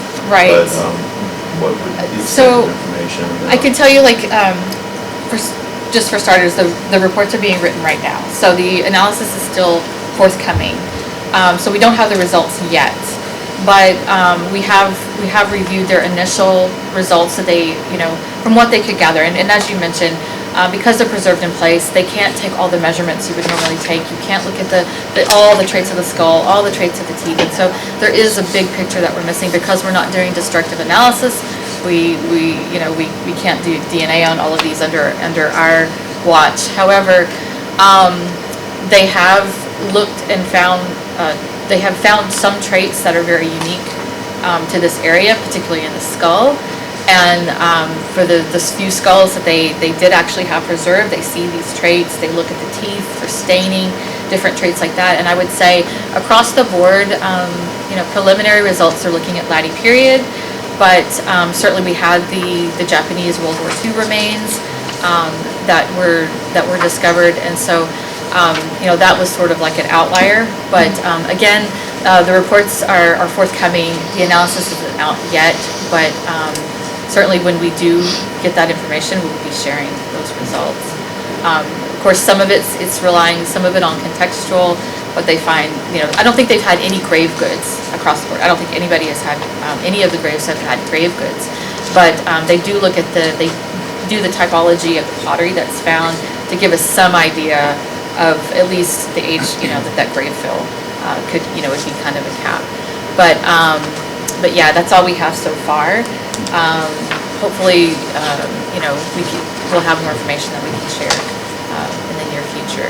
So in the final reportings, it will be, you expect a mixture of relative dating and absolute dating? Or will it be radiometrics that are Well, involved in that? again, because we're not doing destructive analysis, we're not doing DNA, we're not doing radiocarbon. But Not with like contextual organics that are. oh, like of the soil samples? Yes. They did collect soil samples from a lot of these graves. Again, we don't know. It would give you some information, about the grave itself. But yeah, we don't have any of the results yet. So we'll be very excited to share them when we do, though. So I guarantee you that. Yeah, I have a question. You mentioned that at Mufwalk, you're not putting any markers like you have with the We others. are, yes. The main marker is at HR4 because that was the first main burial area that was that was I think that was the first primary burial that was discovered. So the main interpretive sign will be at HR4, and then there'll be another one at HR5, and then another one at HR8 that'll represent 8 and 15 because they're right across from each other. So there will be plaques at those locations. Okay. Because Yes. from what I heard from you, There's not going to be I understood that landscaping. the dump was going to take care of it. Yes, no, the plaques will be, Okay. they'll be on the roadside. Okay. So you can, yes. And no, it's just, we're just not having the landscaping like at the other sites. Is there a reason why? I think it was requested, Chabot. Yeah, I mean, There was it's like it's a training area, so as long as it's identified and then we to put it back into like a natural state instead of, and then I think the PAP for that one is much limited because it's a training area as opposed to the main cantonment. We'll probably make every accommodation. But to answer Joe's question, there will still be kind of like a wall around it, so you can tell like the full extent of. Yeah, it'll be demarcated. Yeah, it'll be demarcated, so you'll know the. Because if you do have training there, then they're gonna. Yeah, I think more so than anything, the training will be done where we have the urban complex area, because that's where the Marines can get a lot out of those. So there's jungle around there, but it's not going to affect those areas. We hope so. Of course. Okay, I think that's all. Thank you. All right, and pass it off to Shayna. All right, let's do this. Okay, well, thank you. This is my third year here, and I'm happy to report on the progress of the program in 2024.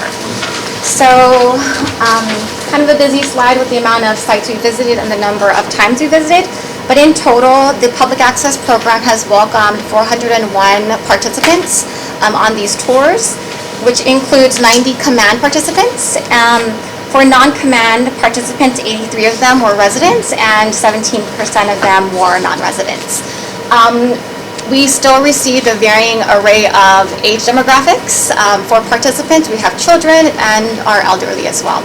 The sites that they visit are usually by request. So I know one of the comments from Mr. Melvin here, unfortunately he's not here, was to include more of our historic Lati sites for these tours.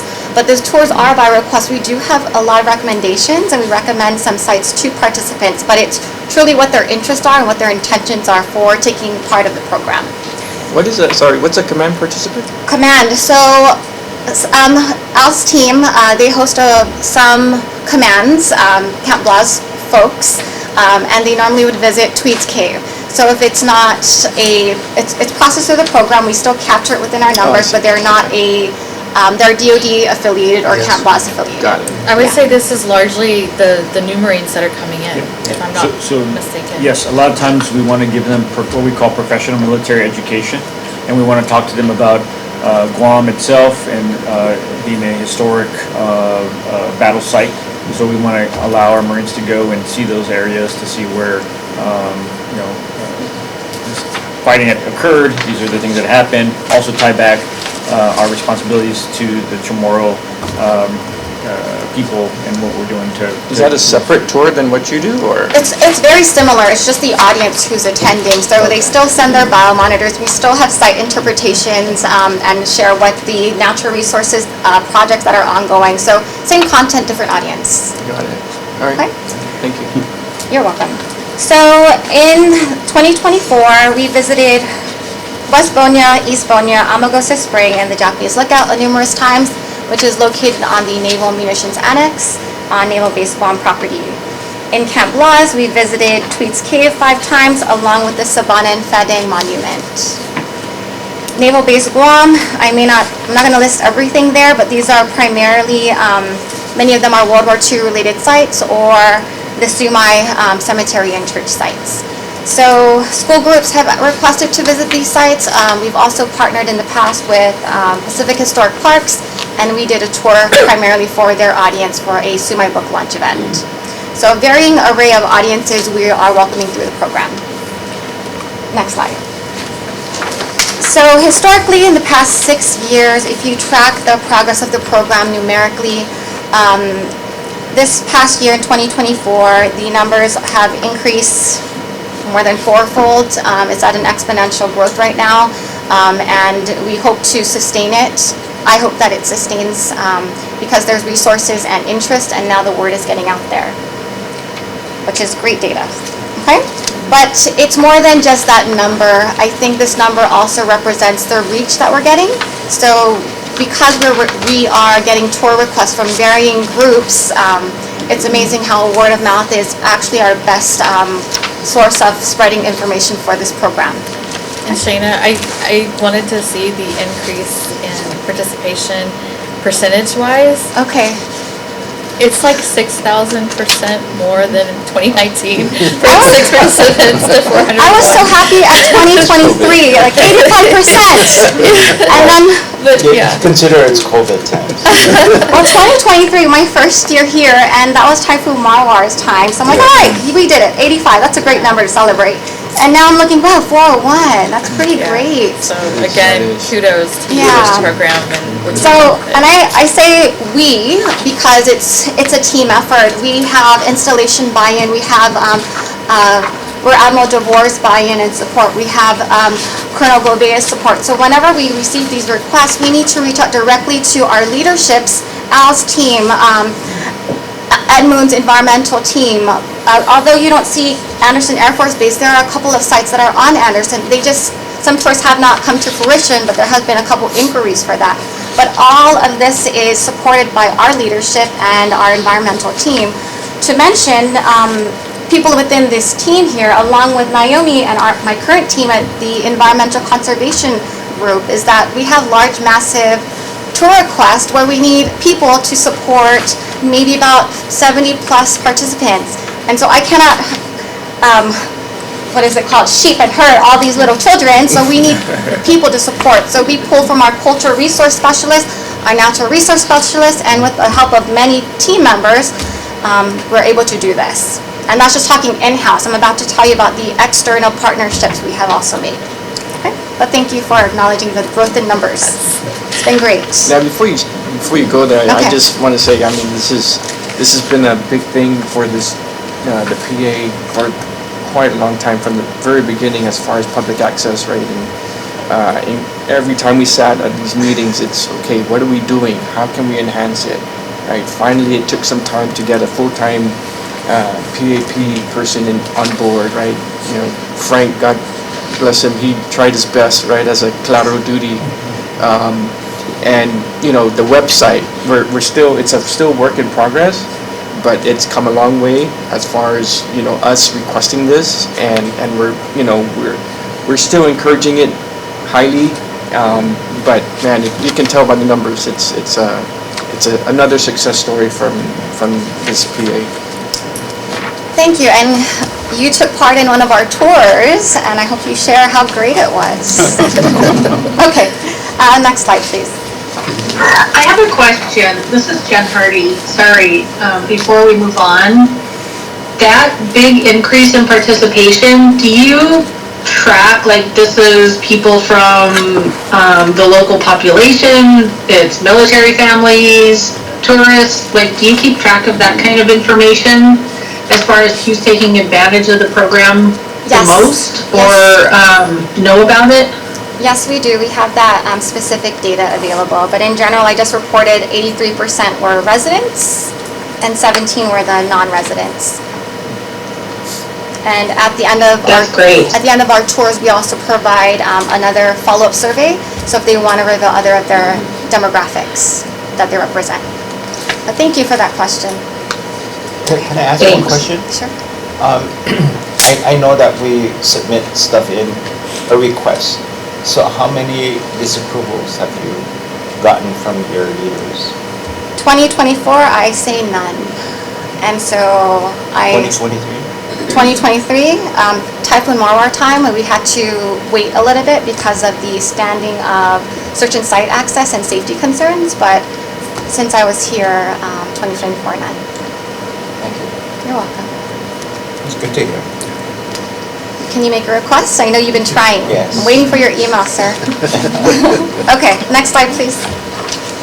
Okay, so in addition to our team supporting this program and other installations, we've also made a very important partnership and established a cooperative agreement with the University of Guam Sea Grant. So we have a team from EOG that supports the program, and they offer varying levels of support. The first level is that we've secured funding for commercial bus rentals for our large group tour request. On hand, we normally do tours at a 12 participant capacity because of our van, but now with this commercial bus rental as an option, we have been able to welcome school groups and large tours, inquiries, or requests. There's interest for our school community to come to these programs and come to these sites, specifically the World War II related sites, because it is in alignment with their curriculum. But the setback has always been transportation. So the Guam DOE has their own busing, but it's not a reliable source for them, and they are limited in when they can use it and the time frame that they can use it. So we have welcomed a handful of school groups through the program, and we pay for the busing for them to get there. So it should be free for everyone. The students should not have to pay for busing to get to these sites to learn about Guam history. So that's a huge win. In addition to that, we are developing a PAP docent training program, which is pretty much an escort training guide for ourselves and any successors to the program who will be leading these tours. There has been an interest to have volunteers also take part in leading some of the tours. Maybe they have different knowledge sets.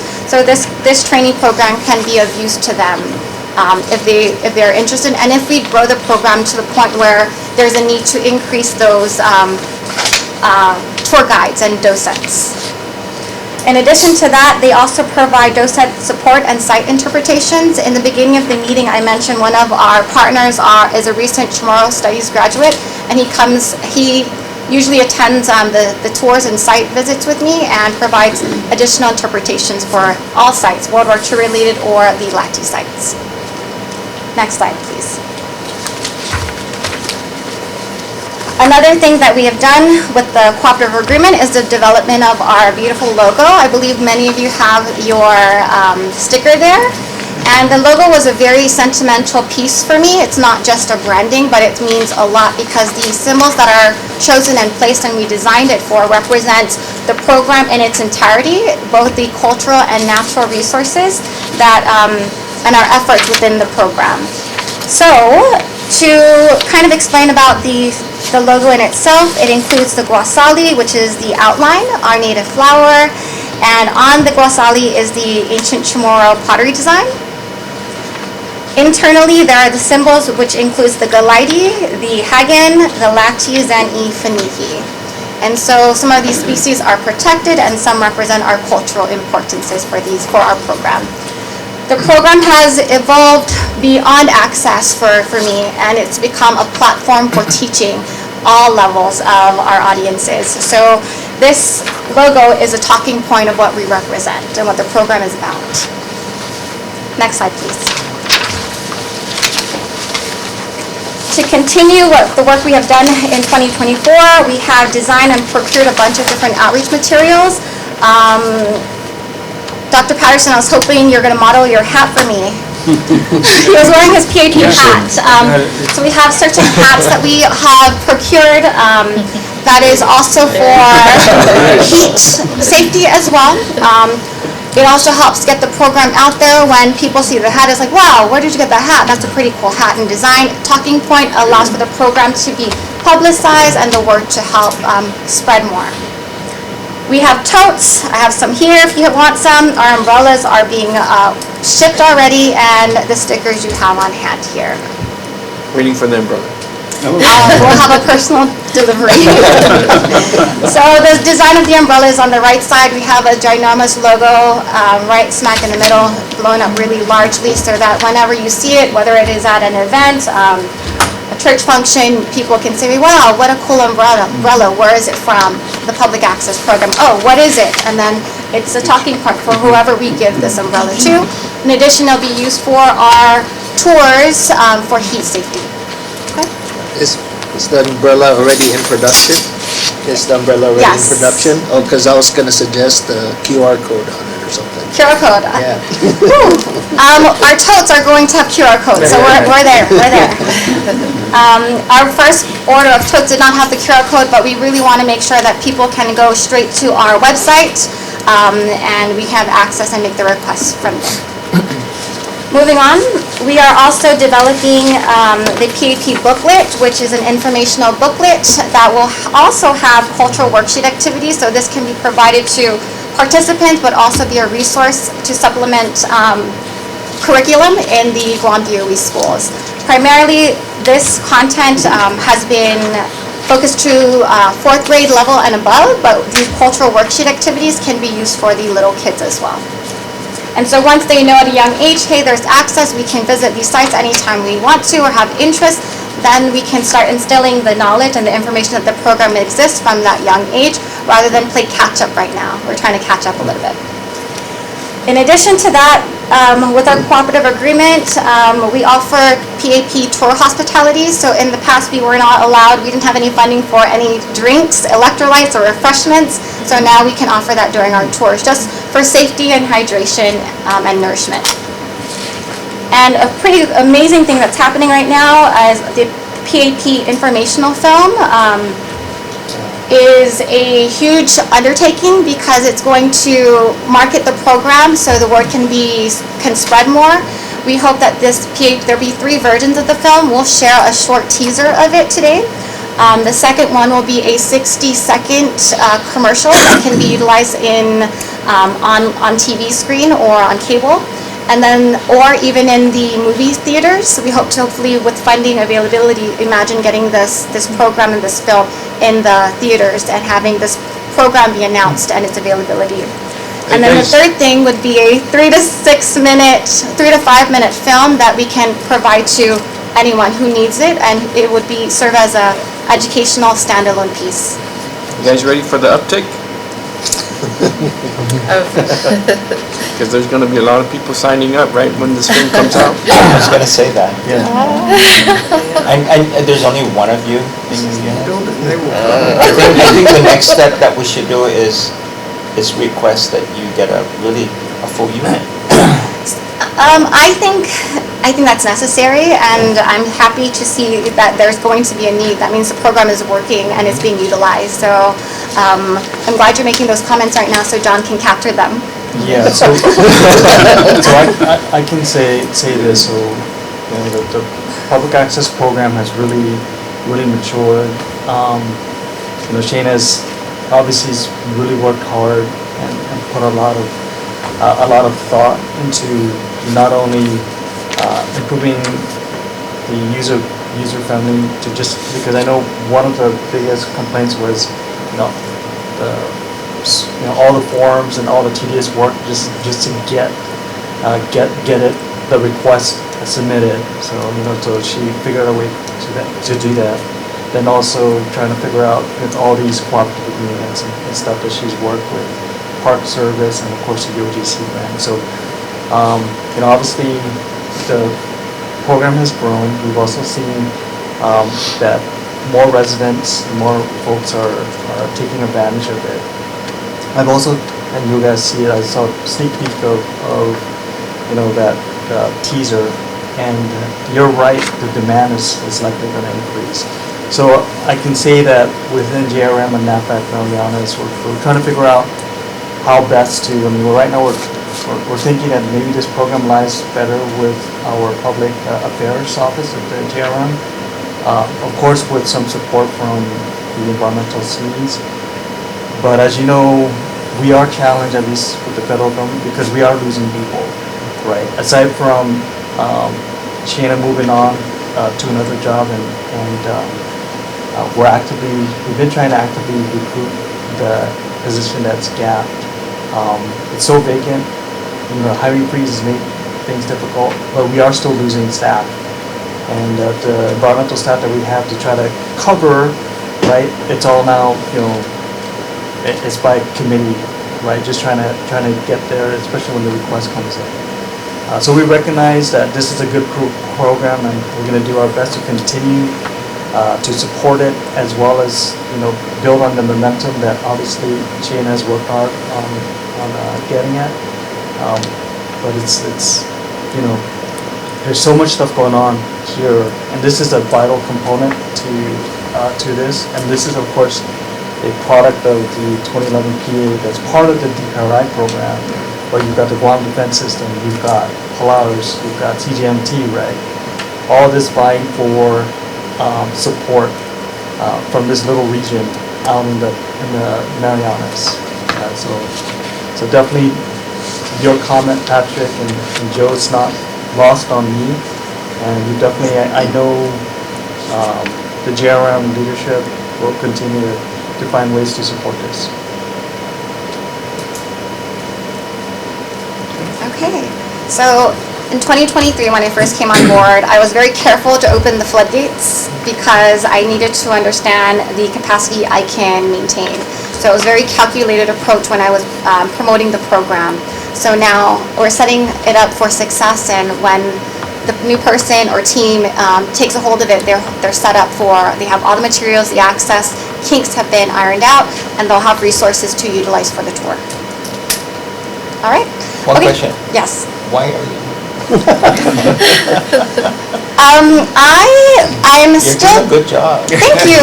So the great news is the position I've taken is the Joint Region Marianas Environmental Stewardship and Outreach Program Coordinator. Under that falls cultural resources as well. So as I'm doing all my outreach program, I plug in public access program at every event that I attend. So although I'm leaving, I take this with me, and I'm a spokesperson for the program still. But one vital detail that Shana failed to mention is why she's leaving. It was a promotion. It's a promotion. To that other position. Okay. Congratulations. Well, thank you. Okay, so without further suspense, I think, Charmaine, it's a 20-some second teaser, and I'm wondering if we could get the lights, because it's very meaningful, and I hope you feel the emotion behind it, because there's more to come.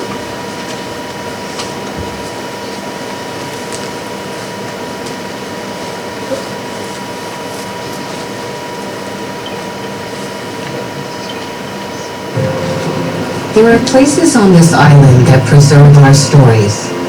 Places where the land itself remembers. Where their legacies endure time. This extends past access. It's connection.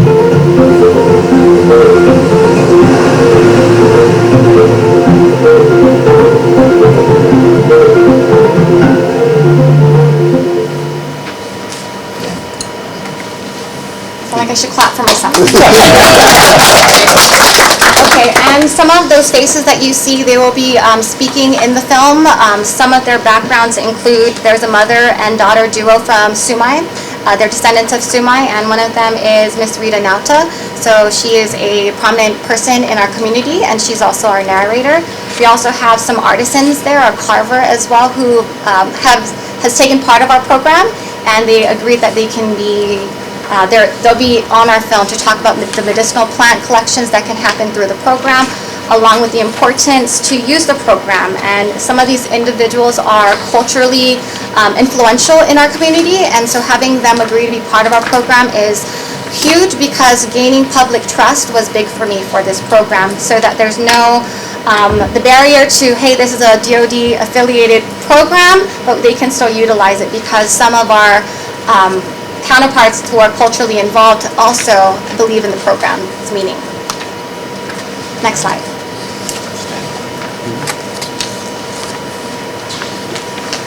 So in addition to the cooperative agreement side, we also have maintained the interagency agreement with the National Park Service. They continue to provide expert docent support, and they are the master storytellers and site interpretation. We also utilize the museum, and they have performed and hosted educational activities at the visitor center for the students that we bring through our tours. So we normally would stop at the museum, they would see the film, and then they would have some artifact exploration before they go into the public access sites, and they connect what they're learning to their curriculum along with the sites that they are visiting. Through the interagency agreement, we've also procured some safety equipment and outreach materials that are used during these tours. The 2025 renewal, I hope, is being routed, and I think that's something that we can follow up with. Next slide. The public access program, we've been busy trying to promote the program and getting the word out there. We've had many JRM and NAFAC social media posts thanks to our wonderful PAO team. We've spoke about the Tweeds Cave family visit, and now I know that it needs to be officially renamed within the instruction and within our website. So thank you for letting me know about that, and that's something that the new team can take charge of. DOE School Group Tour has also posted a bunch of information about their site visits and their tours. The Sue My Book Launch event that we partnered with the Pacific Historic Parks was hugely attended. I think we had over 70 participants for this tour alone. The Japanese School of Guam toured Saban and Phadang at they visited Saban and Phadang, and also the headquarters actually during their tour. I also was invited and sat as a panelist for the 2024 Symposium of Planners. And that reached a lot of people because I got so many just email requests and just be like, hey, can you tell me more about this program, and an interview as a response to sitting on a panel for this symposium. Next slide. Another portion and component of our public access program is our HVT, or high value tree deliveries and coordination. We delivered 127 pieces of wood to it that includes duk-duk, ifit, hernandia, and also joga to our carvers. This past year in 2024, we actually moved the laydown site from the Manila Mayor's office to the Saging Kuturan Tomorrow, actually by the request of the carvers. The laydown site at the Manila Mayor's office was extremely small, and to access these large wood pieces was really hard for machinery to get there, and also for them just to access and move it to SKC where they actually do the carving. So that was a very big move for them, and it was very helpful for them. The photo at the right actually shows the Taiwan Seafaring Group who was visiting here, utilizing the pieces of joga that were picked up from the HVT deliveries, and they were working with our local carvers to learn our Chamorro seafaring ways. Next slide. Almost there. Okay. Part of the public access program is medicinal plant collection. I admit that's not something that I've been pushing so much, but the option is there. So when participants come to the tours, and if they see certain plants, if we have a natural resource specialist there that can provide consent and approval, then they have collected some of these plant species. So 2 of the plant species that were collected were the wild turmeric, 10 stems, along with the Hawaiian lay plant, Pua Kinikini, which they collected 30 seeds from that plant. Next slide. So we continue to maintain and build community partnerships to include, as I mentioned, the Japanese School of Guam, the National Park Service. We are in connection with a bunch of teachers and admin from the Guam Department of Education. Continue talking with and keeping relations with the Guam Boonie Stomping Group, KAHA, along with many mayors directly from the Mayor's Council of Guam, along with their president, and the Pacific Historic Parks. Next slide. As I mentioned, at the end of these tours, we normally send out a survey for feedback, and some of the feedback, they have requested certain site additions. So one of them is to include the Fenner Reservoir as part of the PAP program and tour. Currently, it's not there. Along with the Fenner Massacre Cave, which is in alignment with the NRHP nomination. So I think we're moving in the right direction. And then the Dogo Lati and Archaeological Complex is part of the program, but there was a request to also include the Dogo Falls, which is a short walk away. So those are some requests from participants directly. And our SHPO made another follow-up request during one of his tours to follow up on the recommendation and request to create a walking trail between those PAP sites that are located on the Naval Munition Annex. So that'll be a very long walking trail, but To clarify that, it's the discussion that I was talking to you about with Admiral Minoni and Barbara about having MPS involved for West Bonya in particular, right? And having a natural walking trail, using their expertise, to have it go in there, because that's probably one of our prized, prehistoric locations that we should, yeah. So, I mean, it's accessible, but let's make it really accessible in the truest sense, but with expertise from MPS, right? Yeah. So that was with Mark Cruz and her and me, and our handshake agreement with Admiral Minoni, how many admirals ago? And I'm not gonna make this get off the plate. I'm gonna continue to push this until it happens. Okay, and I don't know if you caught Barbara's picture there. So she was actually on a tour with us, where she was providing tour and site interpretation along with safety for some of our elderly who went to Amagosa. Actually, that was a far walk for them. So it's happening. It's happening. So a bunch of her rangers follow along and escort and provide interpretations to the Bonya sites as well. So it's happening. The handshake was done. Okay. To, I guess, close my section, go ahead, next slide. There are certain comments I captured. I don't need to read through everything, but they range from the thankfulness that the program exists. Some of these people who made comments were returning to Guam in celebration of the Guam liberation. So they were just very touched that this program was here, and in the short time that we're here, they were able to gain access. And they look forward to returning and visiting more of the sites. They appreciate the accommodations that are made to accommodate either mobility issues or take our time during these site visits along with the hike. So they're very happy with the way the team, including National Parks and EOG, handles and are very professional during these tours. In addition to that, it also captures the need to ensure that these sites are maintained. We work directly with installations for ground maintenance, so we'll continue to do that as well.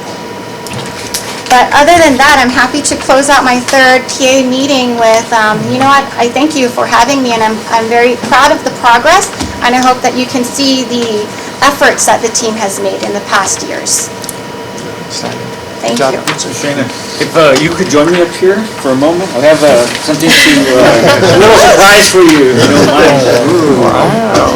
Wow. Is that a check? It wasn't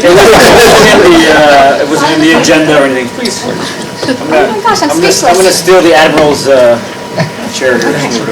But no, on behalf of Camp Law's team, we're so thankful for all you've done as the public access plan program coordinator and everything else. So we have a small certificate of our appreciation to you, and I'll read it. Please just can you tell me what this is? CHEC? CHEC. CHEC. All right. I know Spanish, but CHEC. Environmental Award and Appreciation and Recognition of Ms. Shana Lopez, Public Access Program Coordinator, for remarkable dedication in support of the Marine Corps Base Camp Law's environmental program and the 2011 Programmatic Agreement. Your efforts have been instrumental in advancing the region's public access goals and for support of the Tweeds and Artero family visit at Tweeds Cave.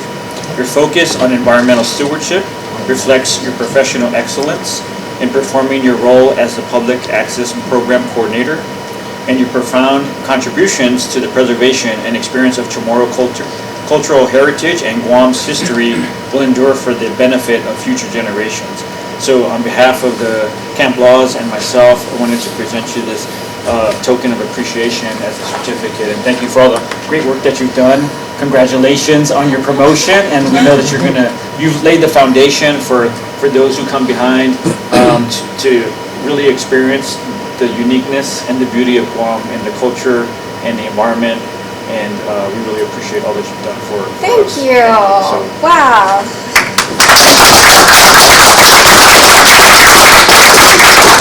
I guess this is a speech time? Yes. Okay. So I was asked many times of how do I feel giving away the program, and it's very hard to give away a baby, and I feel like this program, although it has been in existence for many years prior, I feel like I've raised this little baby, and now I'm ready to send this baby off to college, and I'm not ready for that. So this is so meaningful, and I thank you, and I think this makes me feel accomplished, and that now I'm ready to hand over that baton, and it's set up for success as you just shared. All right. So thank you. All right, another round of applause. Okay. And we do shake hands like this. Ready? 1, 2, 3. One, two, three. Great. Congratulations again, Shana. Thank you for everything. Okay. All right. Well, we're really on track. We have the room basically for another hour. We don't have too many more topics, but can we take another comfort break and discussion break, and then we'll resume with our next section on curation and home services. 10 minutes? Yeah, 10 minutes. 10 minutes. So we'll go ahead and get started. We'll get to the slide for curation, and we'll take it away. Quick sound. All right, well, I'm going to give the curation updates. We've got 3 slides here. So one of the things I want to say that's happened in the last 2 years is there have been regular meetings with JRM, and what I like to call them ISF. It's for Isagan Fandepositan Kuturat Guahan, and that's the acronym they like to go by. You'll see later there's a slide that says GCR, Guam Cultural Repository, so I think they use each one. But I think, embracing their cultural heritage, and that's their choice. So if I say ISF, that's who I'm talking about. So JRM, formerly Megan Hawkins, had been meeting once a month. They have been working on an intergovernmental service agreement in IGSA, which is probably in one of the last drafts. There's a working draft. Recently, ISF established their curation rates. In some of their policies, they've codified them and finalized them. Acceptance of these rates really will require our headquarters approval. So that will be forthcoming. The collections themselves haven't moved from the JRM collections from Navy Base Guam, Anderson, Marine Corps, where they're being housed. National Park Service also has some of the collections. However, in the last 2 years, JRM has had a cultural support team that is now about 6.5 people strong. We have a part-timer that's in Colorado, but the rest of them are here. And with all of that support, these collections, especially the ones at Navy Base Guam, have had a lot of attention. We've had staff that's been able to go through them, change out boxes that are maybe like old or collapsed. We have put in new shelving in the Navy Base Guam facility, so it's really been upgraded. And really, when the IGSA is signed and the task order is completed, they'll be ready to go. We have definitely we're ahead of the game as far as preparing these boxes in order to transfer. Next slide, please. These photographs, again, this our staff going through the boxes. And you can see here, it's an example of sort of a crushed box, right? So these are some of the issues that we had in the collections. And although ISF will go through and rehouse anything that needs to be rehoused, this is the type of thing that the staff is already doing, getting ahead, making sure these collections are really cared for. The ICSA, like I said, is in its working draft. It will probably need additional JRM review.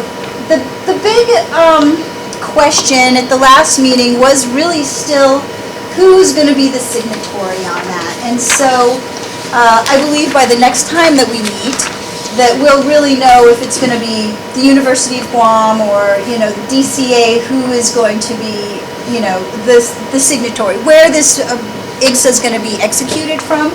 It does look likely that it's going to be the University of Guam, but I don't know that for sure because it's still a little bit up in the air. There's still questions on that.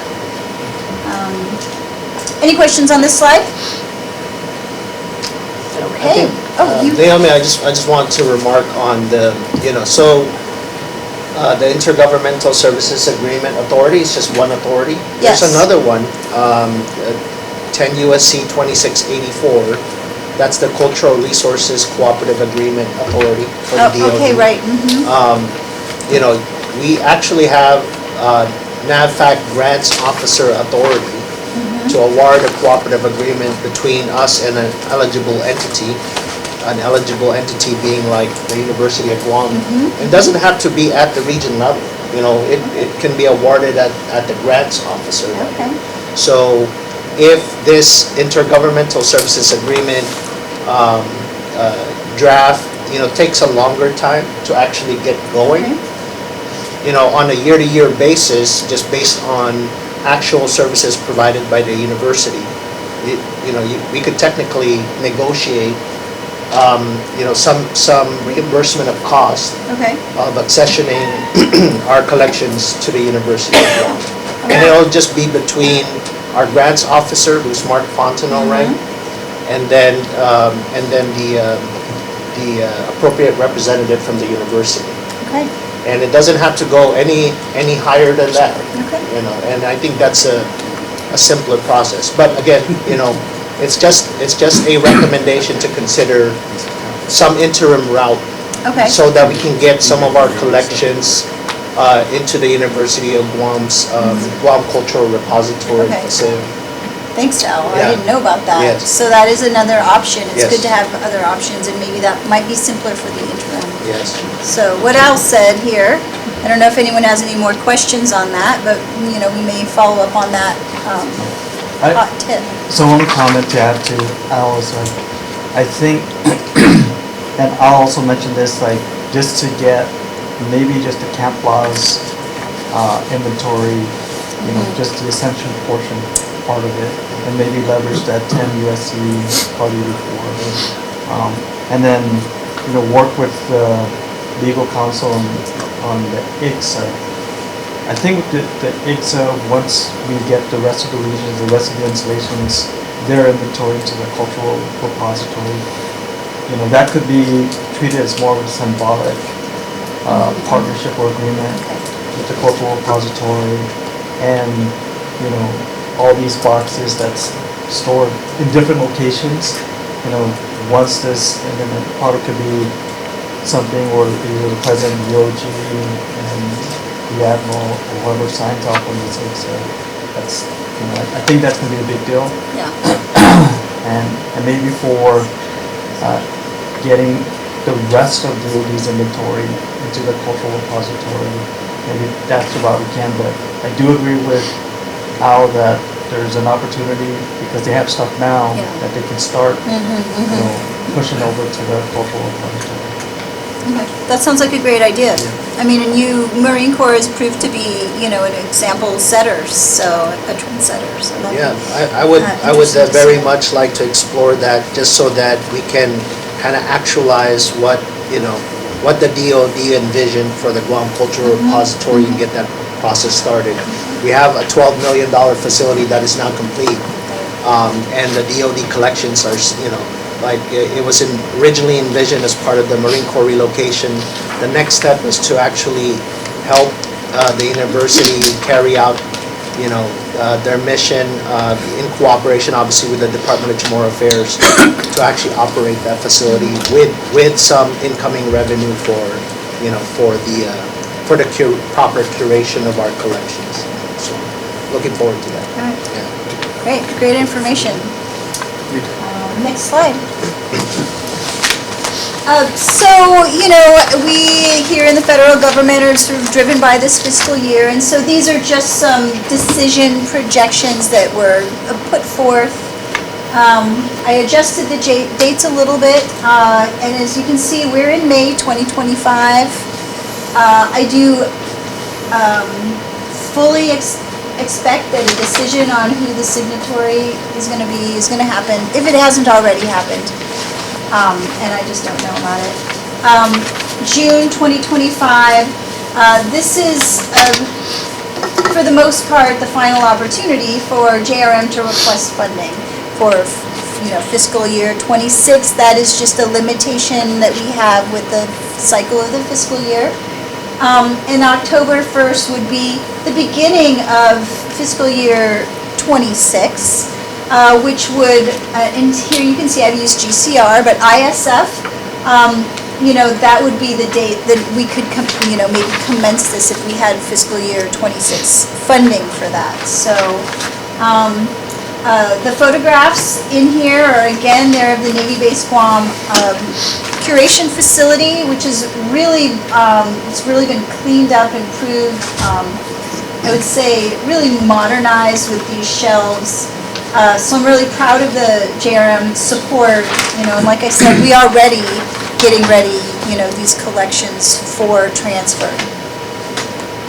And that's it for the 3 slides and the update. If anyone has any questions, I can do my best to answer them. All right, thank you. Yeah, thank you. Okay, next up is the Guam synthesis update.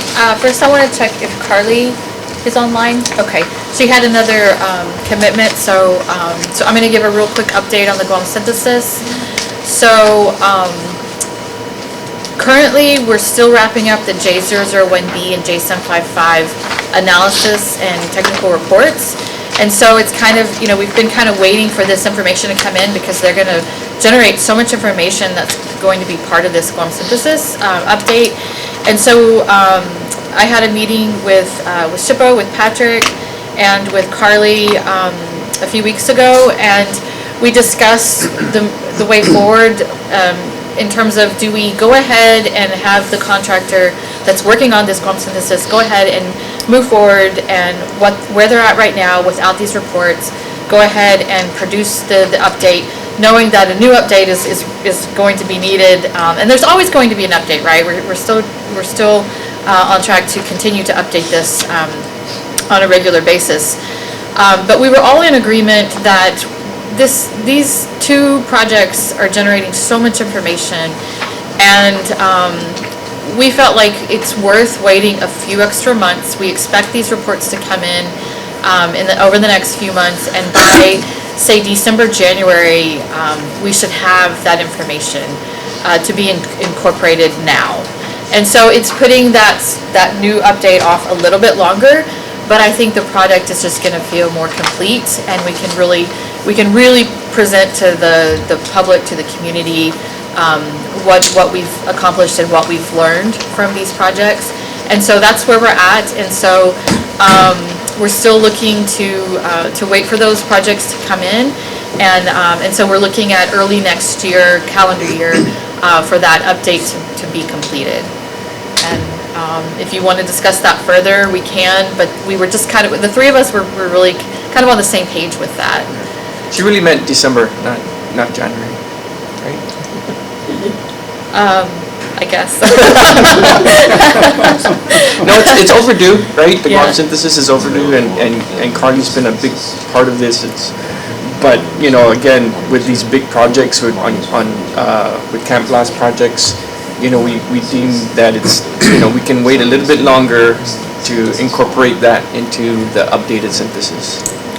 There's also the public-facing outreach products that are also integrated with that work. So getting the information correct and Yes. putting the extra time to actually get those products in a much more polished form, I think is going to serve us better. For sure. Right. So that December timeframe, like I said, like Patrick said, it's later than what we expected, and I'm actually, I was hoping to hear a much earlier date, but I think we can work with it. Yeah. And, I feel like for them to finally produce this product, and we know it's still missing such a huge picture, we're still not there, so it's like, let's just not take our time, take ages, but just to do it properly and put out the best product, and then from there, we can start any updates that. For those who don't know what the Guam synthesis is, can you explain it better? So it's basically a synthesis of what we've learned from archaeological sites all over the island. And it's incorporating not just DoD information, but outside of DoD. And with this comes other products like a teacher's toolkit. There's going to be an online component with a storyboard. So there's more to it that will be able to put that information out to the public. So all this time, the public's been asking for updates, reports, what have we found, and this is going to be the venue to do that, from what I understand of it. And then we also talked about when we wrap up this update that one of the best ways to present it and get it out to the public is to hold a public event. Something maybe like we did at the Micronesia Mall, where we have posters with information to present. Basically the synthesis of these sites and what we've learned from them and how it's changed the history and what that history looks like now. So did this map or this picture of Guam come out of it? This is actually it's an early map that's, I think we've incorporated a little bit of what we've learned since then. But yeah, it's a pretty early map though. This is not. Yeah, so it's showing Guam back in the 1600s. So what I noticed is, if you look at Mariso, should be Maleso. Right. I know a lot of locals would point that out, and then Inarahan should be Inarahan. So maybe someone can look through it to make sure everything is accurate. This is an older map. This is what we call like a legacy map, right? So it's got some of that language from that time. But of course, our product is going to be incorporating, bringing back those earlier names, absolutely. Okay. Yeah, and we've tried to also do that when we name areas for the burial treatment plans and things like that. We're trying to come back with the looking at the villages and using the language that we really should to revive that. Okay. Yeah, it's definitely a consideration. 100%.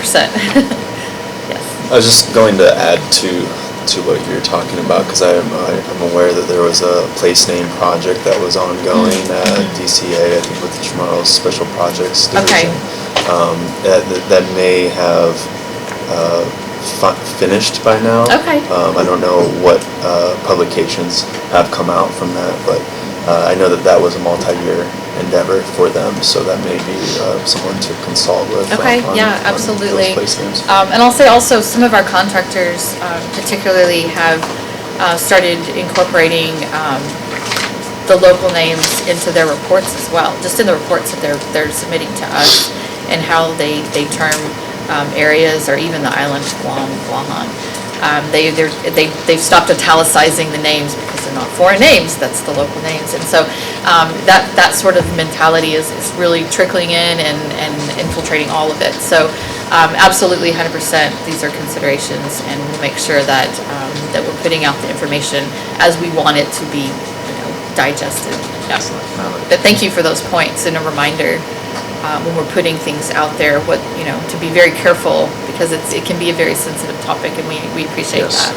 So Kyle, you wouldn't mind if you link us up with the body who's actually creating? Sure, I know the researchers that are doing it. That'd be great, yeah. Maybe an action item for us on our parking lot. Thank you. Okay, I think we can move on to the next topic. Oh, we're to the discussion period. So, next slide.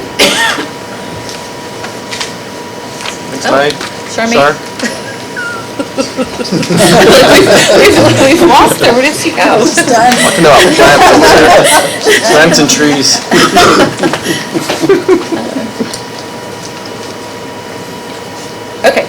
So, discussion, we always have a slide on how well is the PA working. And we kind of reworded it this time. It's more about lessons learned and opportunities for improvement. That's really what we want to focus on. And I think a lot of this workshop has done that. So if there's anything lingering or that we didn't cover enough up until this point, please, this is the time to bring it forward. And then from this, we can start filling up we'll start filling up for the new actions. But is there any topic that you don't feel like we fully explored during this workshop, or anything in particular that you want to highlight for lessons learned, or something that still is needing some improvement? Yeah, I have a question, just for clarity. The PA goes up to 2030? Is it correct? 2030, or as long as the construction program is still ongoing. Okay, so put minimum 2030 with probability of beyond? Construction program, I'm looking at Commander Wong and Colonel Gouveia about construction program, like what's the end date of our construction program for the Marine Corps relocation. I've seen some of our forecasts beyond 2030, so I don't have the specific dates for you, but all I can tell is that the 2030 date is contingent on the construction program being completed. So if we have construction work still pending completion beyond 2030, then our programmatic agreement stands. Specifically, are we talking about the Japanese-funded construction or just Camp Laws in general? Anything under the Guam DPRI program of record. JFP code. I ask because I have a liaison position that I have to forecast how long that's gonna last with me, right? So can I forecast 5 years, 2 years, 7 years? I think 2030 is a good baseline for planning. I think based on project awards and then the construction schedule, that those projects will slip a little bit past 2030, but I agree with Al that the baseline was probably 2030, which is 5 years from now. So. Okay. I think that would be a good topic. I mean, we can give you a year now, but it may not be accurate. It may be some schedule delay. That's what I was asking. Will be something we need to update. But I think 2030 is like Colonel Gouveia is mentioning. If we look at what's the last project is going to be award for the record decision, that will determine what is the exact construction timeline. And I think 2030 is on the spot right now, but I think it will be, every year will be a good lookout to see, hey, if that's going to be delayed, or we keep updating the stakeholders to say this is still on track or not. So I think 2030, Patrick, is a good planning assumption. I would tell you that because there's other DoD actions, a lot of stuff that's coming down the pipe, even as the DPRI program sunsets. A lot of the action proponents, or a lot of these other, our partners, our federal partners, are seeing the value, because we also tell them the value of having, like the SHPO liaisons. So I think they recognize that, and we'll probably get support to continue ensuring that we have liaisons not only in the SHPO office, but also like Guam and PA. Sure. Yeah. So that's something that we're very seriously looking on, trying to figure out how we can extend that. Oh, okay. Alexis, you have a comment? Yeah, I was just to clarify, and I'm sorry if you said this, I was looking for the file. It does say completed within 20 years, or shall remain in effect until all projects associated with the undertaking are completed, or within 20 years from the date of execution, and then it says whichever occurs first. So I guess just to clarify, if things aren't completed by, I guess, 2031, then it would expire, because that would be, the 20 years would occur first. So. Okay, thank you. I had a question. So in the past, this might have happened before I walked in, I'm sorry, I arrived late. Some discussion about the registers, national registrations. Did you folks cover that?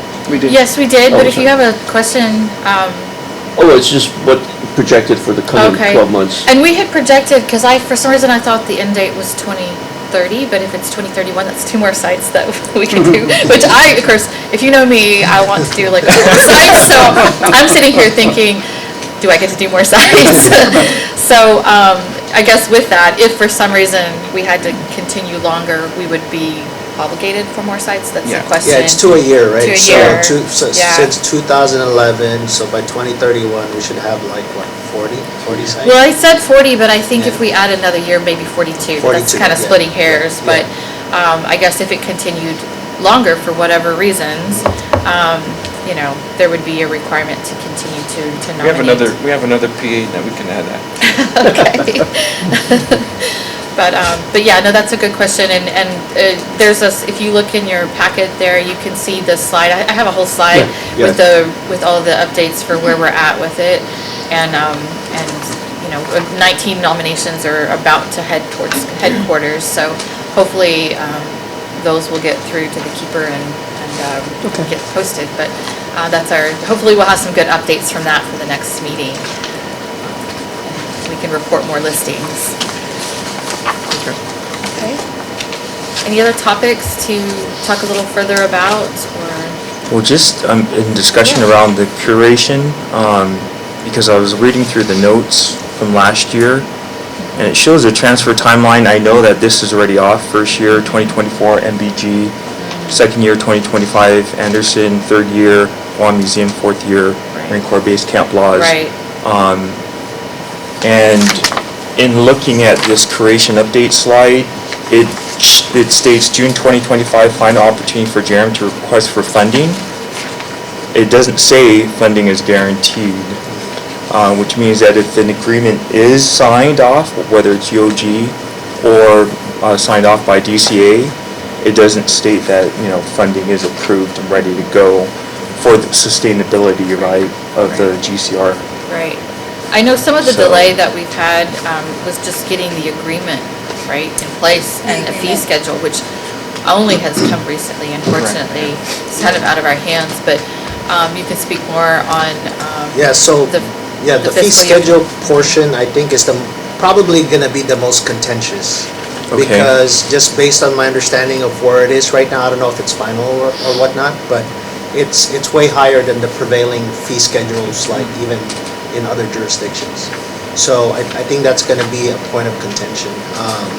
But again, as I mentioned earlier, we can reimburse for services just to get our collections accepted at the repository to get that process started while we're waiting on final negotiations on fee schedules. Because we can't even request money to pay for fees until those fee schedules are completed.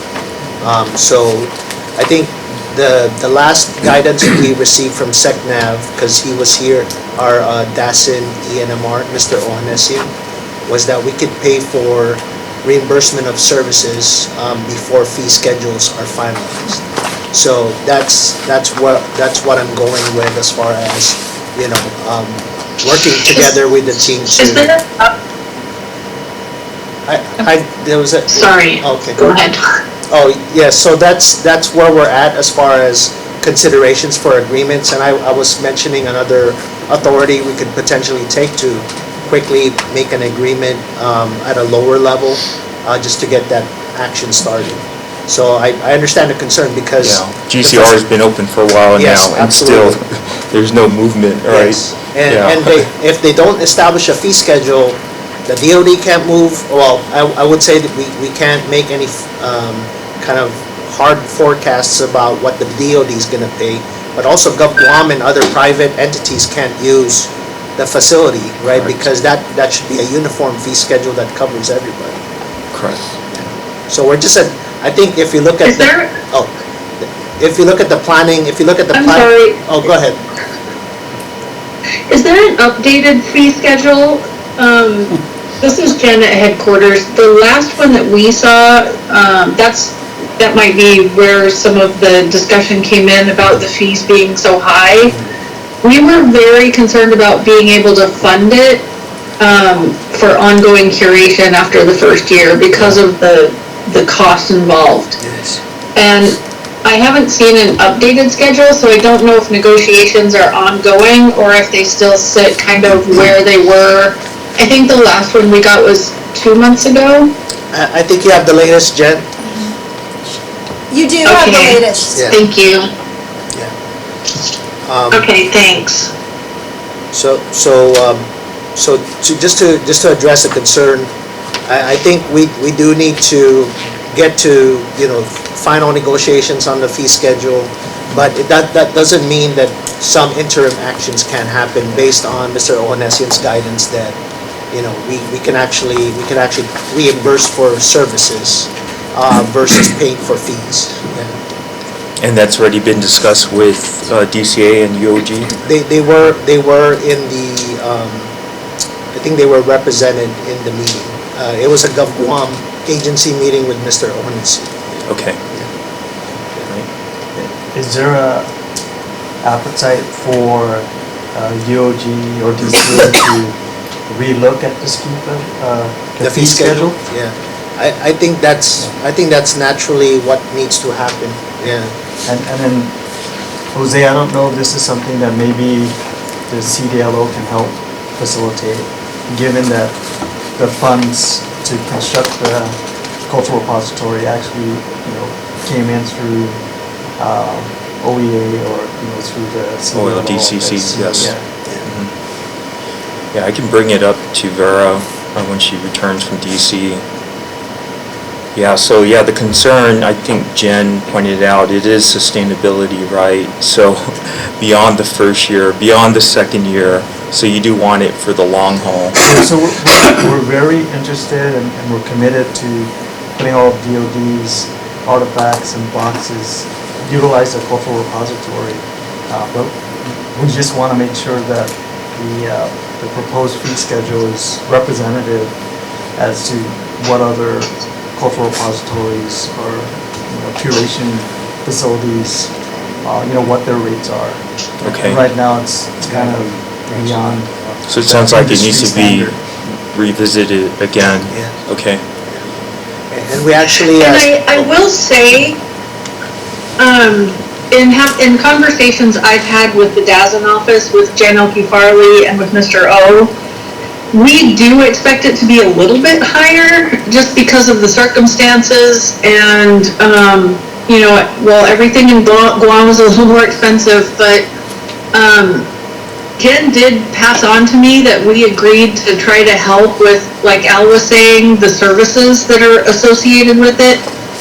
So, we don't expect it to be the cheapest in the country, but the way that it sits right now, it's just that ongoing, I don't know that we'd be able to fund that, and I don't know what we would do if it became an unfunded request. Yeah, and then that's what's not determined here. Yeah, because I know if this were to go in front of the Guam legislature, there would already be a big challenge to try to fund the operation or the GCR, right? Yeah, so I'll bring it up. And we don't want to be in a situation where we're leaving them hanging. Yeah, I know the facility's there, it's just, moving all the artifacts over, right? But you have to fund the operation. Okay. Do we have any other topics? We're kind of getting down to the end of the meeting now, so if there's anything else, otherwise, if we could get, Adrian, you were gonna fill the parking lot, right? If there's any action items that we need to add, I think this would be a good time to do that.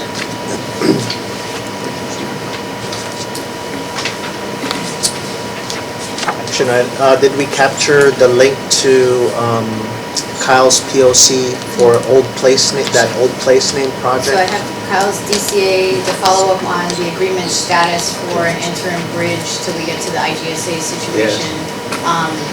That whole discussion on the fee schedule and what that means, that's captured in here. And then I have some other sort of minor notes throughout the presentations of just quick follow-ups, maybe not so quick, like the walking trail and what that looks like in terms of addressing some of these things that have come up a couple times over the years. I think Hetty, did you want to send these out as notes? We normally put them on the board but it can be however format we need. It'll be action items So that we number carry them over and to the then next we, one. yeah. So we need to number them and then, or we don't have to number them, but we need to have them clearly stated so that we know what we need to address and it'll make it into the minutes for what we're what we're looking at for the next year. And then at the beginning of next year's meeting, we'll take that specifically from that list. Did we miss any specific asks from like around the table? Like if you've heard what we've taken notes on, did we miss anything? Yeah, I know one thing was the simplicity of signing up for the PAP, right? So we've kind of shown the success and all of that, but remember we talked about how difficult it was to get on the website and sign up for it. How is it today? It's good, isn't it? Is there like a... So my understanding is every public person who wants to get onto the base is almost treated like, I don't like to use the term distinguished visitor, but they're almost like handled that way. They don't go through like the normal DBIDS process. Yeah. No, but is it like a simple link or website to sign up for? So directly email the group email, and it sends to our team, and immediately we correspond to them in that way. Okay, so it's not like an application form and then submit a I feel form to like, you guys? so we looked into making it like online, just have that option of logging in and signing in online. But I think that just our website capacity right now can't handle that, and so that would have to be a contracted service. But for now, it's been very smooth actually. Okay, so it's via email? Yeah, via email. And I bring up the example, I don't know how it is today with the White House tour, but back in a couple of administrations ago, it was really simple, like a third or fourth grader can do it, right? And just big blocks of, and they click their name, their date, and then they press send, or the time and date of which they want to go visit, and then it goes back door to have the Intel guys look, and then they send a receipt saying confirmed, right? So it's really simple in that regard. So again, just kind of sharing that of how things could be simplified for our customers and the ones that want to sign up. But email's fine too. Oh, email. It feels more personal too. Yeah. So I looked into the White House request. I did that, and it no longer goes through that process. You have to go straight to your congressman or representative. So they removed that about 2 to 3 years ago already. But personally, I like getting the email and corresponding because you normally get a backstory of why they're making that request, and I feel like maybe an automated system might miss those kind of backstories that you can personalize a tour for whoever's participating. But still options, definitely still options. But what website do we go to get that email? The public access website. Okay. Yeah. I could also imagine there might be some issues with, like, you couldn't just click on a date that you request or show the availability because these are so many sites with their own individual constraints in terms of any sort of activities or security. It would be kind of difficult, but at least maybe the initial, but yeah, I think I like the sound of your correspondence with your email. And there's a lot of things on our end that we deconflict as well in terms of scheduling. Sure. So those are things that an email, I feel like it's more easy to schedule a date and find out their interest, and then have a more personal conversation through email. Anything else? Okay, if not, then we can really just quickly summarize this workshop. What we've covered heavily on the PAP as usual, which is just, it's an important issue that we continue to seek improvement. All the updates about the sites and the burial treatment plans and where we're at with completion of all the construction projects at hand.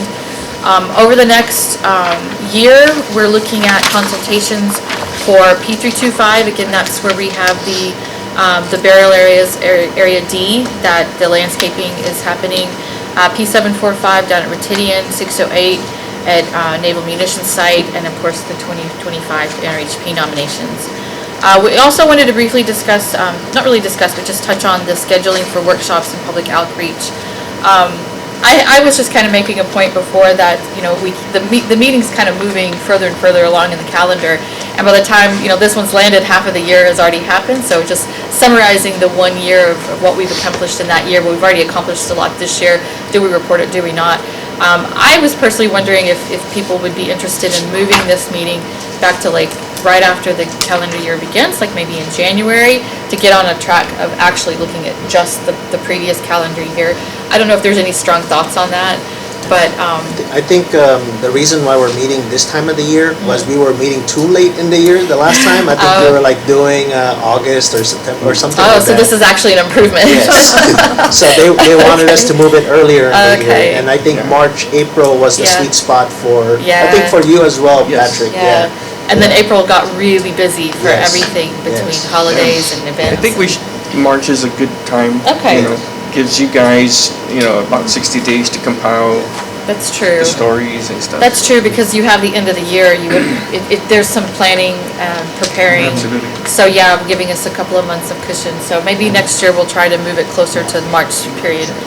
And again, public outreach, when we get to the end of the year and we have our Guam synthesis, we'll look to that outreach event. And if there's any other ideas for outreach, you can send those to us. Otherwise, I think we might be ready for our closing remarks. Heidi, did you want to quickly just look at the ones that we captured to make sure everybody's okay with this list, or if there's anything? Sure. Do you want to run through them real quick? Sure, and they're not in order. I apologize. That's fine. It's no worry. It makes no difference. So, no numbers, but just following up with Kyle to get the POC for the place name project that might have relevance for the synthesis, to revisit the idea of a walking trail specifically for West Ponia and involving the Park Service and SHPO to make sure we capture all that needs to be put into that, some way to formalize the things that you're already doing, Shayna. Looking at the course of action for this curation situation to try to get the facility in use, potentially looking at cooperative agreement authority instead of just a strict IGSA to at least get it started with a reimbursement basis while they're working out the fee schedule. And then looking at revisiting what that curation fee schedule looks like so that there's some ability to plan and figure out how to fund that for the long term.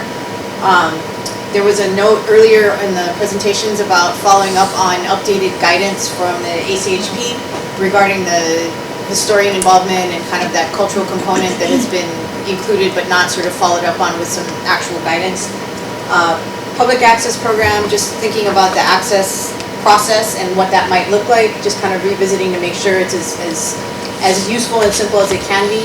And then just a note to follow up on any analysis piece that's completed for the J755 burials and any information that's available to share once that final report is complete. Yes. And with the public access program, the expectation of an uptick of participants once that video comes out. How are we going to deal with the flood?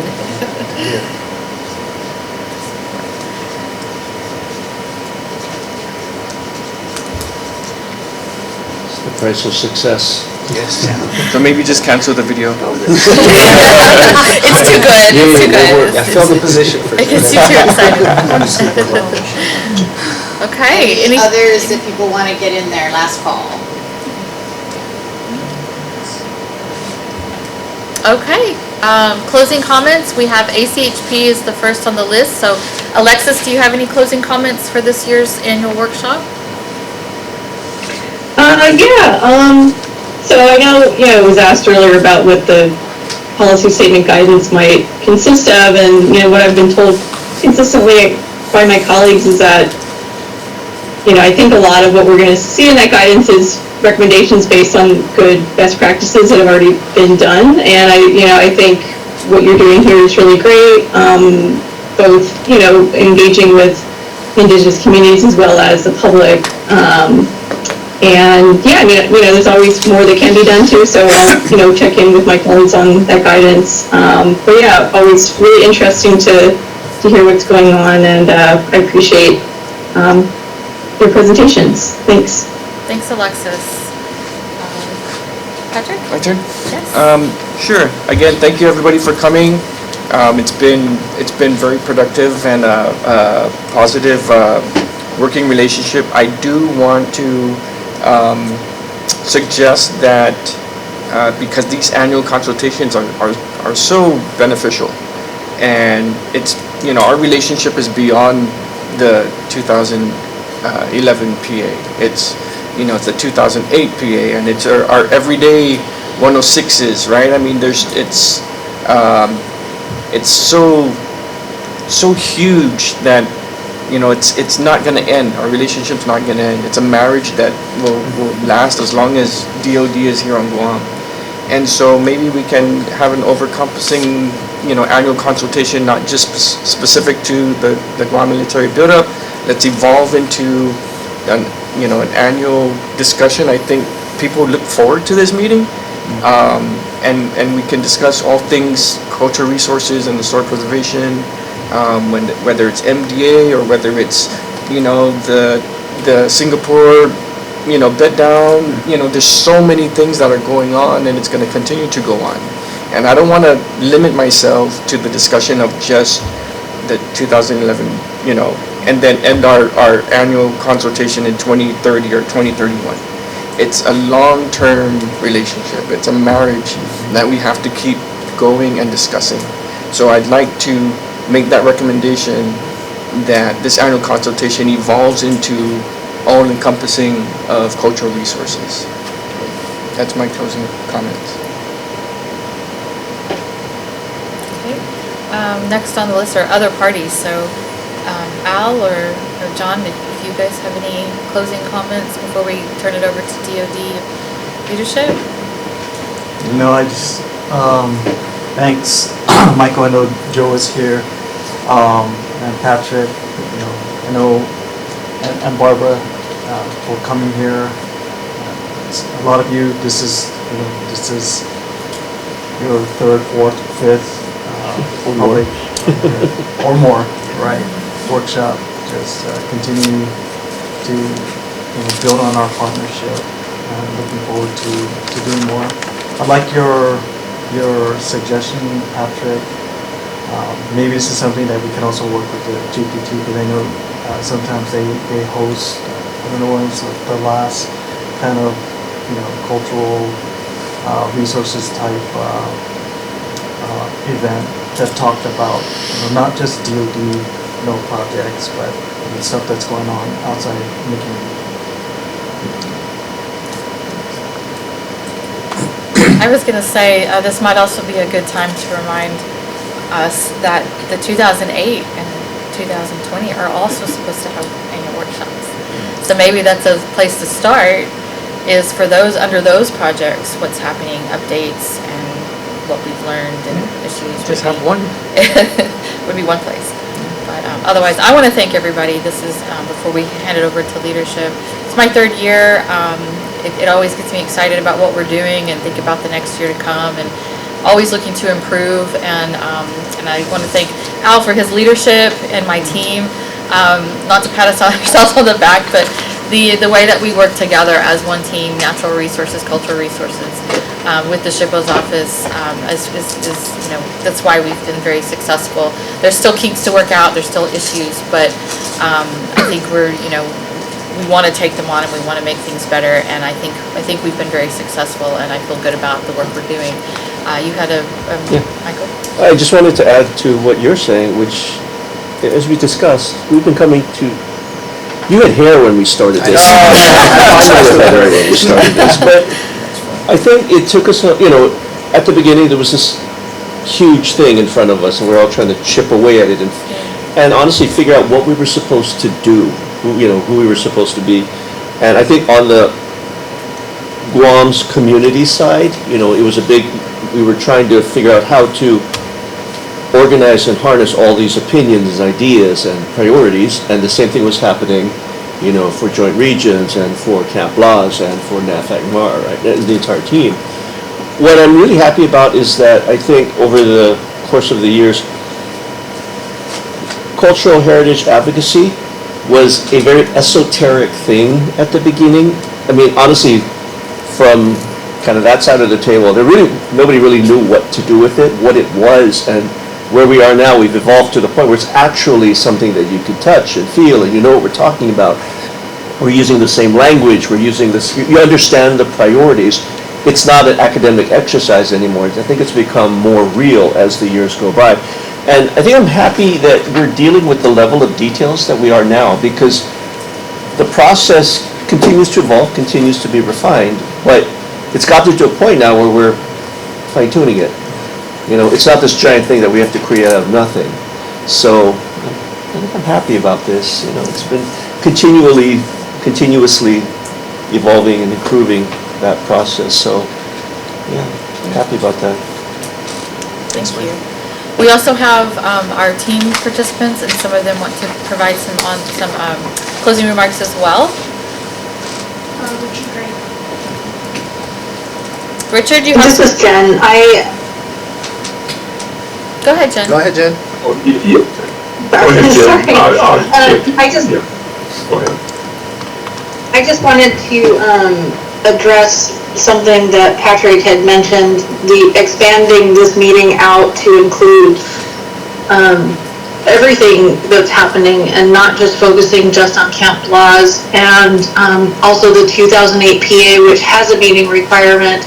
I have been working with John and Dana and Naomi on the 2008 PA, and this is one of the things that I am anyway, they don't know this yet, but I'm trying to steal from the Camp Laws PA, is a meeting like this where we can have representatives from each of the installations come in and really talk about some of the overarching concerns that we probably each hear individually, but we don't necessarily hear it all together. And I think sitting at a table all at the same, where we're all looking at each other and can hash out any kind of problems, or if there's concerns, or even larger overarching initiatives that we can work on together, like the intern program or the curation facility. And so that is one of the things that, because I've been so impressed with this meeting, you guys, I can't even tell you. I love this meeting. So I agree with Patrick. I would like to see this carry on to something bigger. And this is definitely the seed that planted that. And I do want this meeting to continue, but I wholeheartedly support a larger sort of overarching JRM approach. Over. Thank you, Jennifer. Richard Gray? Oh, yeah, Hetty. Yeah, and I think that this helps. I was struck, when we were looking at the human remains sites, and, how many...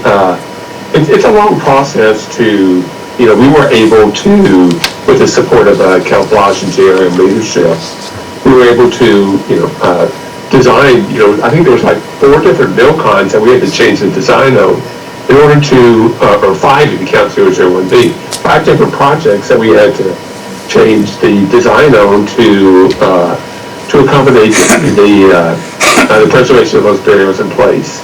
And that takes time, right? Actually, there was like, I think, we went through 2 or 3 different series of leadership between JRM and Camp Laws. And I think, that's a fact of life that we have to deal with leadership, changes every couple of years. And, certainly I'd like to hear, Colonel Covea's perspective on that. If it seems to me that having this every year may help leadership as well appreciate and just get up to speed on these issues more quickly, because it's hard to get something done in a year. Sometimes it takes 2 years or even 3 years, and for that I think it helps to have the leadership support. That's all I wanted to add. But and we do appreciate the Camp Block leadership support here at PAC, Colonel Govea. It's been a big help for us. You're welcome. And good luck in the future. Thank you. Thank you, Richard. Park Service, either from the virtual world or Barbara, do you have any closing comments? Is Elaine? Elaine, do you have anything you want to comment? I'm going to defer to you, Barbara. I will thank I will thank the team, however, for providing the remote access, and I'll just comment on the progress that has been made, that everyone is experiencing, but also you just hear it in the tone of the meetings as well. I've been coming to these for a while, but that's all I have to say, and I'll turn it over to Barbara. Yeah, I'll echo what Elaine had to say, and Patrick, I've also been attending these meetings for a while now, and both the content, but especially the tenor and discussions have really become both more useful and important, and also just really helped to, I think, improve the relationships. And then I still want to give another shout out to Ms. Shana, because she's done an amazing job with the public access program. So we look forward to hopefully being able to continue working with that. Patrick might have to stop volunteering the park service to do things. We can't keep up with him. We're trying to give you money, Barb. Navy money. But, thank you all for inviting me. Thank you, Barbara. Any other parties before we hand it over to DOD? Okay. Okay, I'll keep it short because I know the Oscar music's going to start to come.